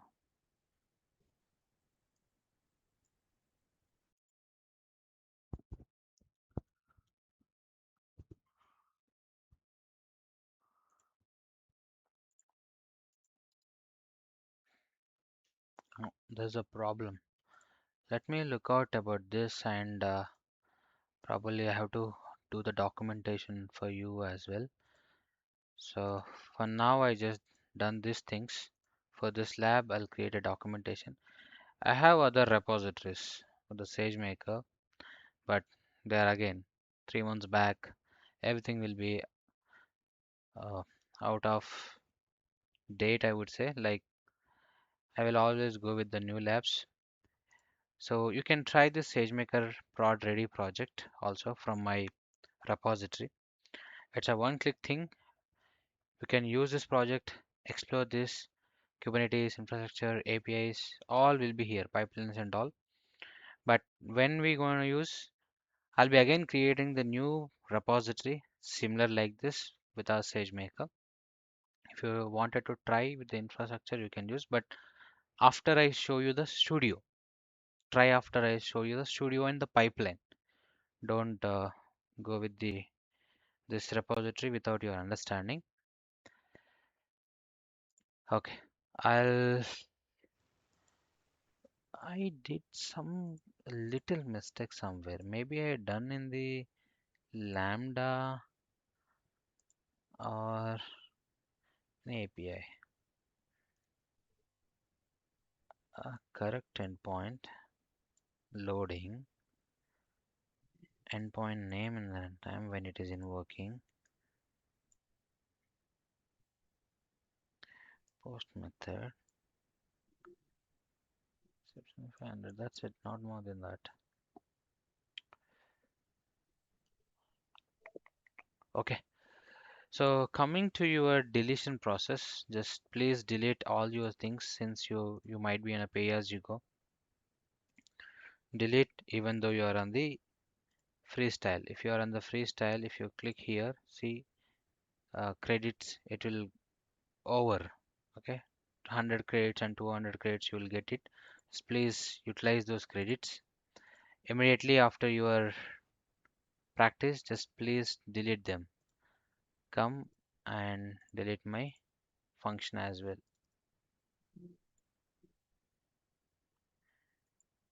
And also here, training jobs.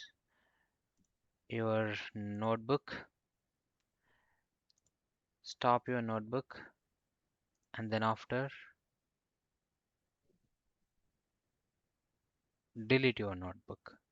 Okay, and then if you come here, you need to delete this deployable one and delete your endpoint also, and endpoint configuration.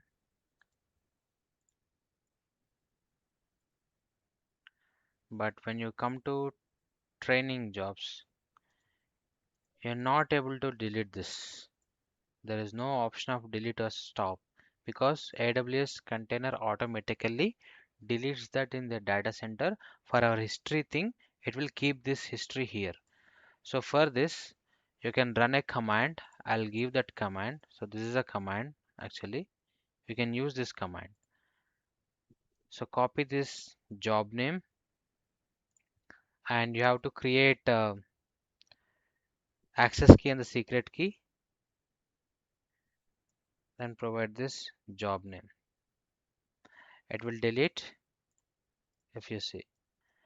Clean everything, don't keep anything, and model dashboard also. Oh, we forgot. We have to see the model dashboard. So see the model dashboard and cards, anything there? Nothing is there. And your notebook also after stopping, delete it. Okay, delete it. If you stop it, we won't bill. And come to your CloudWatch logs, log management. Just delete all your logs. Don't keep them. We don't need. And come to your S3 bucket, select your bucket, empty the bucket, permanently delete. First you need to delete the objects from it and empty it and then delete it.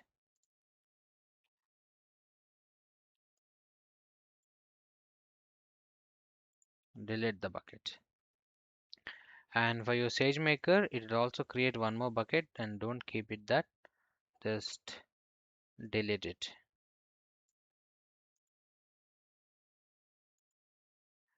Please confirm. That's it. Okay. I think you need to also clean your roles. Don't keep the roles if you're not necessary. Delete them.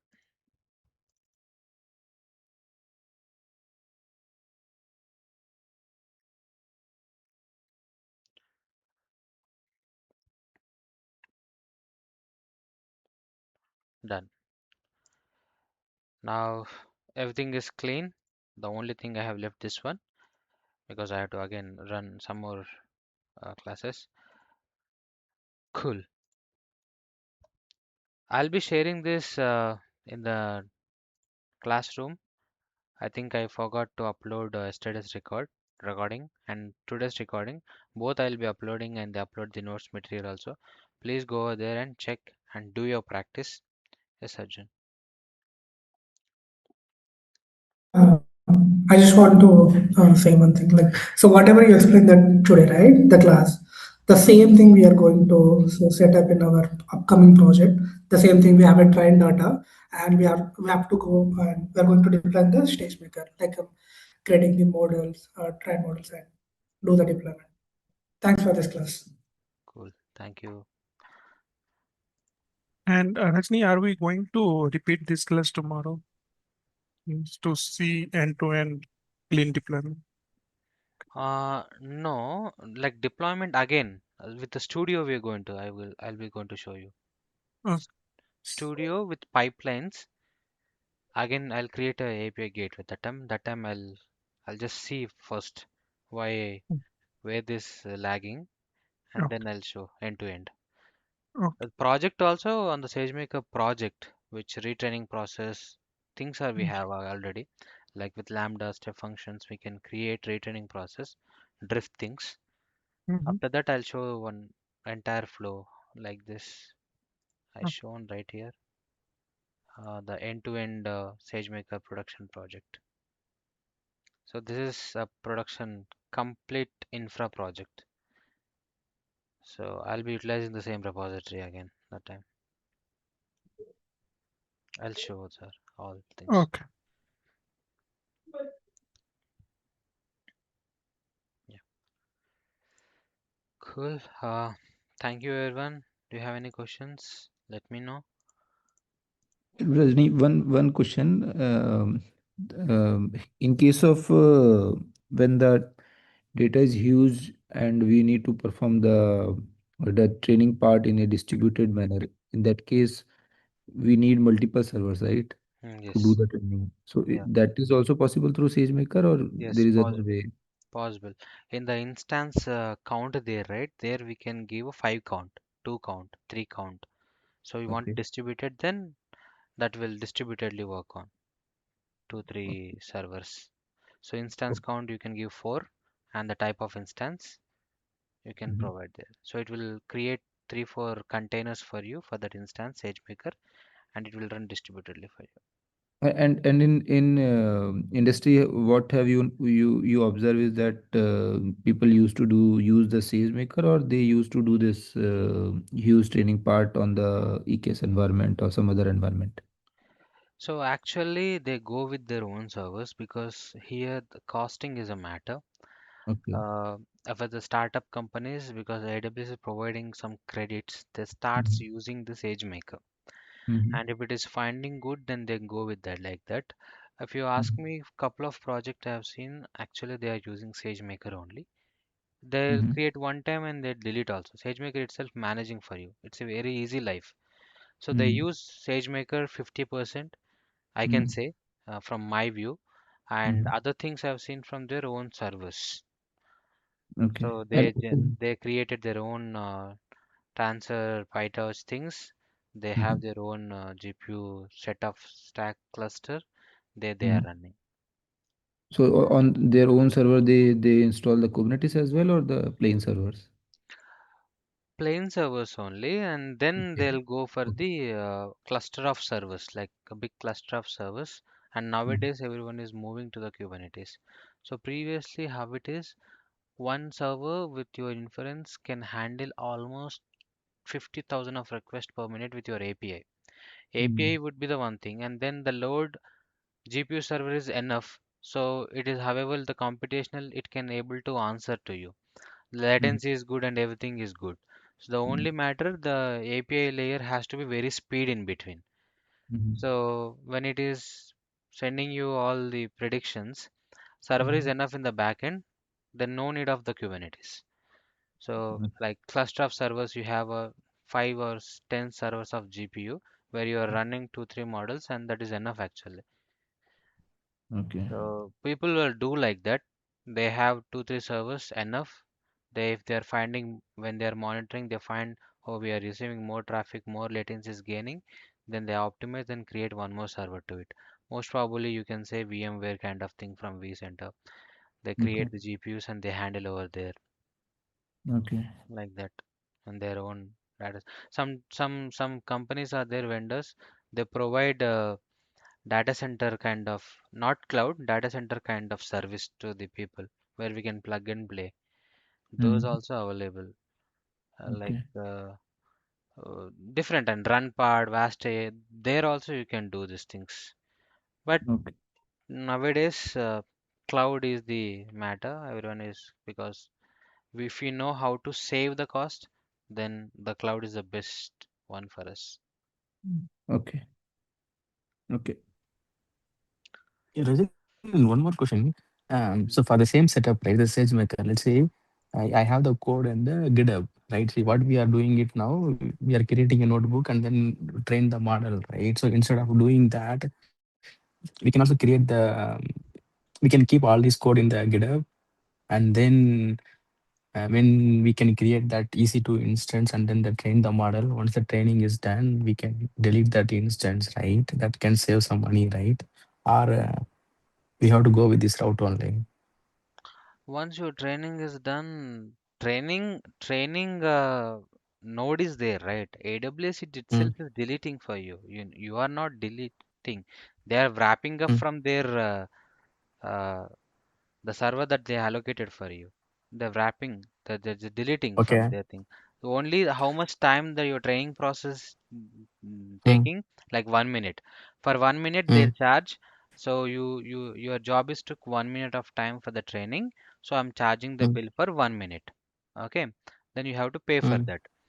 And you are where you are creating notebook server from notebooks. mm. So for that it will charge hourly. Like if you keep that server starting running in 1 hour, then it will bill for your 1 hour only. That you have to Yeah, but delete. that is waste of money, right? That is a waste of money, right? Yeah, that is Let's say if obviously I, waste of money. Means if you are having a use case, mm, let's say you wanted to run any baseline model testing. mm, On Monday you started. When you mm, log into the job, you started. Start it, mm, because all the things are already save over there. Files and everything, whatever you run, that will be saved over there. They won't delete. Stop it, start it, and do your work. When you are logging off, stop it. So it will save your money. And tomorrow you log in, start it, do your work, and stop it. After your completion of work, delete it. So instead, you're only one guy doing, you can also give this access to the other user as well. If one more data science engineer is there along with you, he can also use the same notebook server, but he can mm, create the mm, new notebook. He can also work on mm. it. So Okay. 2 3 people on one server, one different notebooks, it will save the time, cost, and work also. Right. So let's say I take 5 days to create that model, right? To build that model, right? So I have to pay, let's say, discussion purpose. Let's say I'm paying 5 days to Amazon, right? Mm, So let's say if I go with another route, EC2 instance, let's say I have my all my code in the Docker, right? I can spin up that EC2 instance with the Unix, right? Then I can train the model. It does the same thing what we are doing in notebook also. That will be the cheaper, right? Yeah, Compared to that is what you need to mm, prove in your brainstorming session. If this a small mm, model can be done with the mm, CPU server, and why do we go for a SageMaker? Just because of endpoint. mm, Just because of endpoint, right? mm, Why do I have to go for that bit? Since okay, computational power is little speed with the compared with CPU, when it can done with the CPU, that the training can be done. You seen right? Even the yeah, yeah, yeah, container image, it is pulled CPU only, not GPU. correct, right? So it's for Okay. endpoint, right? We have the web in Amazon. We have the web service, right? The web service just couple of dollars only, right? So we can Mm. create the web service for that model, right? So why we need a Bedrock here, right? We can create. There is a web service, right? That we can create that endpoint, right? Then from Bedrock, you can directly deploy your LLMs and models, and then here also Oh, in SageMaker create that. also you can deploy you can select algorithm Mm, and then you can deploy it directly. There are many mm, algorithms again. If you are very specific to industry type like healthcare, pharma, medica, mm, like mm, you have many algorithms which are already from emphasis. Many algorithms mm, are there mm, mm, in mm. this Yeah. actually. So you can take them and deploy, and that's where SageMaker will give you one more advantage, and Mm, Bedrock is one more thing. So, and other than that, mm. SQL Server is also enough for your process. Okay. So, Rajni, Okay. after SageMaker, we will do the Bedrock, or what will be the flow? So after SageMaker, we'll go with the Azure, or otherwise, if one go, I can also cover Bedrock because I wanted to cover Bedrock in the LLM part. So now we are in Okay. the mission MLOps, right? Azure, Okay. Okay. Azure Yeah. Machine Learning Studio, and obviously Vertex AI is nothing but again LLM only. So we'll Okay. start the LLM and Bedrock and also AI Foundry with our Azure. I'll just not go deeply, but okay. And machine learning with LLMs and as well as Vertex AI in the GCP. And Okay. open source, mostly open source, I'll be focused after showing the native services on the LLM part. And then we'll go with the observabilities, AIOps things where I can set up little infra and I'll show how we can leverage the LLMs for the operational things like anomaly detections and recommendations and where we can place an AI agents for this, how it can be integrated with your ServiceNow, Jira, Slack, Confluence, other MCP servers and clients. We can integrate and make it a more observability, intelligent observability, and then AI agents. This is the flow. Mm, We will cover Kubeflow also, right? Yeah, Kubeflow, Kuberay. I will say I can also show you Ray, Kuberay, Mm-hmm. and Kubeflow and KServe. Yes. So it will These be in the last, or it will be after No, no, this no, only. in the MLOps one. MLOps ML. thing, yeah, Okay. MLOps. So is there any project on Kubeflow, EKS combination of that? Yeah, so I'll be deploying the same kind of Airflow project as shown, right? Same like that, I'll deploy this. I would like to show Prefit and Flight also, then Okay. Kubeflow also with the Kubernetes. Kubeflow is completely with the Kubernetes. Okay. And anything on EKS as well? EKS, I can take EKS cluster. That's not a Okay. matter. I can take EKS cluster also. But the only thing now AWS is not giving this free tier things, right? That's the problem. I'm not frequently going to AWS cloud. Previously, I was completely on the AWS since free tier accounts are there. But Yeah, now, because right now what I have seen is that most of the people are going towards this Kubernetes thing. So mm, yeah, yeah, it is. yeah. I'll show. So it's similar to how we run Airflow. It is similar to how we run other applications. Same way only Kubeflow also, but it is give you the pipeline options to run over there. But the components are different again. Yeah, yeah, it is. I mean, the open source pipeline, like this CI/CD pipeline using this Prefect or Argo CD or all those things, and then if you combine to deploy the model, I mean, do the training on the EKS part, that That is the one project, and the other project we can prepare for this SageMaker. This is these two things we can, Yeah. I can show that. Not a problem. yeah, including the Kubeflow as well. Yeah. Okay. Cool. Oh, 10:22. Okay. Sorry, I have a call at 10:30. Thank you all. Thank you. And any questions, just ping me on my WhatsApp. Thank you, Yeah. Rajni. Thanks, Thank you. Rajni. Yeah. Thank you. Thank you.